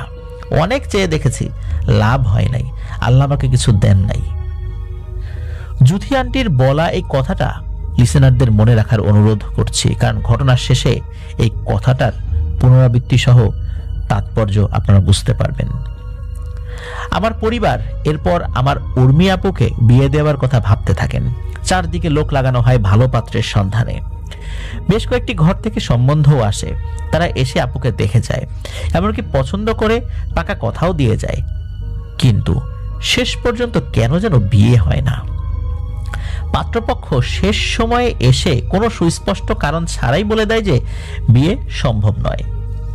এরপর কয়েকবার এমন ঘটনার পর আমার 2 ভাই আবারও আমার বোনকে ভুল বোঝে। তারা মনে করে আপু ইমন ভাইকে পছন্দ করে, আর এই কারণে সে পাত্রপক্ষের কাছে ইমন ভাইয়ের কথা বলে এই বিয়েগুলো নিজেই ভেঙে দিচ্ছে। এর মধ্যে আপুর শরীর ক্রমাগত খারাপ হতে থাকে, ওজন কমে যায়, চোখের নিচে কালো দাগ আর অনেক বেশি পরিমাণে চুল পড়তে থাকে। শরীর কোনো কারণ ছাড়াই গরম হয়ে যায়, মানে জ্বর আসে, আর সন্ধ্যার ঠিক আগে আর সকালে আবার জ্বর নাই। আম্মা আপুকে ডাক্তারের কাছে নিয়ে গেলে ডাক্তার অনেক টেস্ট করে, কিন্তু কোনো কারণ ধরতে পারে না, রোগও খুঁজে পান না। এদিকে আপুর পড়াশোনার অবস্থা যা ইচ্ছা তাই হয়ে গেছে। টেস্ট পরীক্ষা চলে আসলেও সে কোনো পড়াশোনাই করতে পারছিল না। নামাজ পড়তে দাঁড়ালে পেছন থেকে কে যেন ধাক্কা দিত, আর সারাক্ষণ তার মনে হতো কেউ যেন তাকে দেখছে। রাতে তার ঘুম হতো না বললেই চলে। অল্প ঘুমালেও সে ভয়ানক দুঃস্বপ্ন দেখে চিৎকার করে উঠে বলতো যে স্বপ্নে সে দেখছে তাকে হাত পা চেয়ারের সাথে বেঁধে কোনো এক কালো মহিলা বন্দি করে রেখেছে। মহিলার পরনে নাকি কালো শাড়ি, আর সেই শাড়ির লাল পাড়, সিঁথিতে মোটা সিঁদুর আর খোপায় বেলি ফুলের মালা। এই বেলি ফুলের কড়া গন্ধে নাকি খুব কষ্ট হচ্ছে তার, আর তার পায়ের গোড়ালি পর্যন্ত নাকি পানিতে ডুবে আছে। এরপর সে এক রাতে এমন স্বপ্ন দেখার পর ঘুম থেকে উঠে আমাকে তার পাগুলো দেখালো। আমি তো দেখেই অবাক, ভয়ও পেলাম। আমি অবাক হয়ে দেখলাম যে মানুষের শরীর অনেকক্ষণ পানিতে থাকলে চামড়া যেমন কুঁচকে যায়, উর্মি আপুর পা দুটোর গোড়ালি পর্যন্ত এমন কুঁচকে আছে। দেখেই বোঝা যাচ্ছে তার গোড়ালি পর্যন্ত অনেকক্ষণ পানির নিচে ডুবেছিল, কিন্তু সে বিছানায় শুয়ে আছে। তার কিছুদিন পর আপু একদিন দুপুরে খেতে বসেছে। হঠাৎই খাওয়া বাদ দিয়ে সে বমি করতে লাগলো, আর গলার ভেতর থেকে অনেক কষ্টে হাতের আঙ্গুল দিয়ে টেনে কিছু একটা বের করে আনলো। আমি আর আমার আম্মা জিনিসটা দেখে চিৎকার করে উঠলাম, কারণ সেই জিনিসটা স্বাভাবিক কোনো জিনিস ছিল না। প্রিয় লিসেনার্স, শুনলে আপনারাও ভয় পাবেন।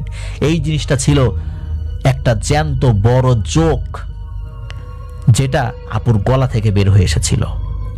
এরপর আমার আম্মুর আর বুঝতে বাকি রইল না যে উর্মি আপুর সাথে কি ঘটছে। আম্মা আমাদের বড় মামাকে খবরটা জানালেন, আর মামা রেগে গেলেন, বললেন শিক্ষিত মানুষ এসব কি বলছিস, তোর মেয়ে নাটক করছে, পরীক্ষার সামনে প্রিপারেশন হয়তো ভালো না, তাই এসব করছে। আম্মা কিছু বললেন না। আর এদিকে ঘটনার 1 বছর পেরিয়ে গেল। আপু এখন একদম চুপচাপ। আপু বাসায় আছে কি নাই তা কারো বোঝার উপায় নেই। পরীক্ষার জন্য রেজিস্ট্রেশন হচ্ছে, কিন্তু আপুর তো কলেজে অ্যাটেন্ডেন্স অনেক কম। তাছাড়া বছরব্যাপী হওয়া পরীক্ষাগুলোতে সে সবগুলো পরীক্ষা না দেয়া শেষ পর্যন্ত পরীক্ষায় বসার অনুমতি পেল না। আপুর এক বান্ধবী এসব শুনে একদিন আপুকে দেখতে আসে। আপু সেই বান্ধবীর সাথে উঠানে হাঁটতে থাকে, কিন্তু কোনো কথা বলে না।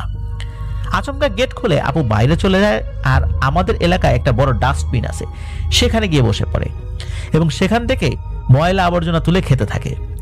ঘটনার আকস্মিকতায় আপুর সেই বান্ধবী সেখান থেকে আমাদের বাসায় চলে আসেন আর আমার আম্মুকে সব বলেন। আম্মু খুব বিরক্ত হয়ে বলেন, এখন তোর পরীক্ষা দেওয়ার দরকার নাই, ও তো এলাওই হয় নাই পরীক্ষা দেওয়ার জন্য, তাহলে এসব নাটক কেন? নাকি এসব ওই ইমন ছেলেটার জন্য করছে? ইমন একটা ছেলে হলো, তাকে বিয়ে করার জন্য সে আমাদের নাক কাটছে এভাবে, বেপর্দা হয়ে বাসার বাইরে গিয়েছে। সি সি সি সি। এরপর উর্মি আপুর বান্ধবী আবার সেই ডাস্টবিনের কাছে গিয়ে দেখেন আপুর পাশে দাঁড়িয়ে আছে ইমন ভাই। আপু তখন ইমন ভাইকে দেখিয়ে ওই ডাস্টবিনের ময়লা আবর্জনাগুলো দেখিয়ে বলছে, কিরে ইমন, খাবি? খা, এগুলা খুব মজা। ইমন ভাই এই দৃশ্য দেখে কান্নাকাটি শুরু করে দেন যে উনি কি দেখছেন এটা। আপুর বান্ধবী ইমন ভাইকে চিনতেন, সব ঘটনা জানতেন। ইমন ভাই কবে ঢাকা থেকে এসেছেন জানতে চাইলে তিনি বলেন, সেই ঘটনার পর থেকে ইমন ভাই কুমিল্লাতে তেমন একটা আসেন না। ওনার মা নাকি ওনার বাবা তথা আসলাম শেখ মারা যাওয়ার পুরো দায় ইমন ভাইয়ের উপর চাপিয়েছেন। এ নিয়ে ঝগড়া হয় অনেক, তাই কুমিল্লাতে আসা এক প্রকার বন্ধ করে দিয়েছেন।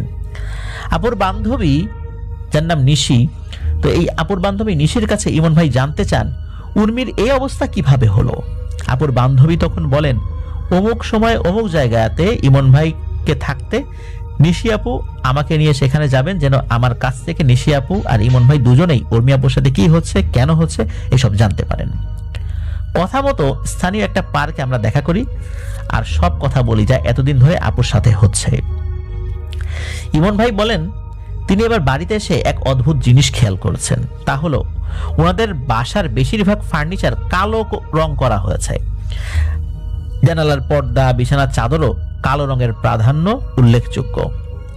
ওনার মা ওনার সাথে একদম ঝগড়া করছেন না। ইমন ভাই অনুতপ্ত হয়ে জুথি আন্টি মানে ওনার মায়ের কাছে ক্ষমা চাইলে তিনি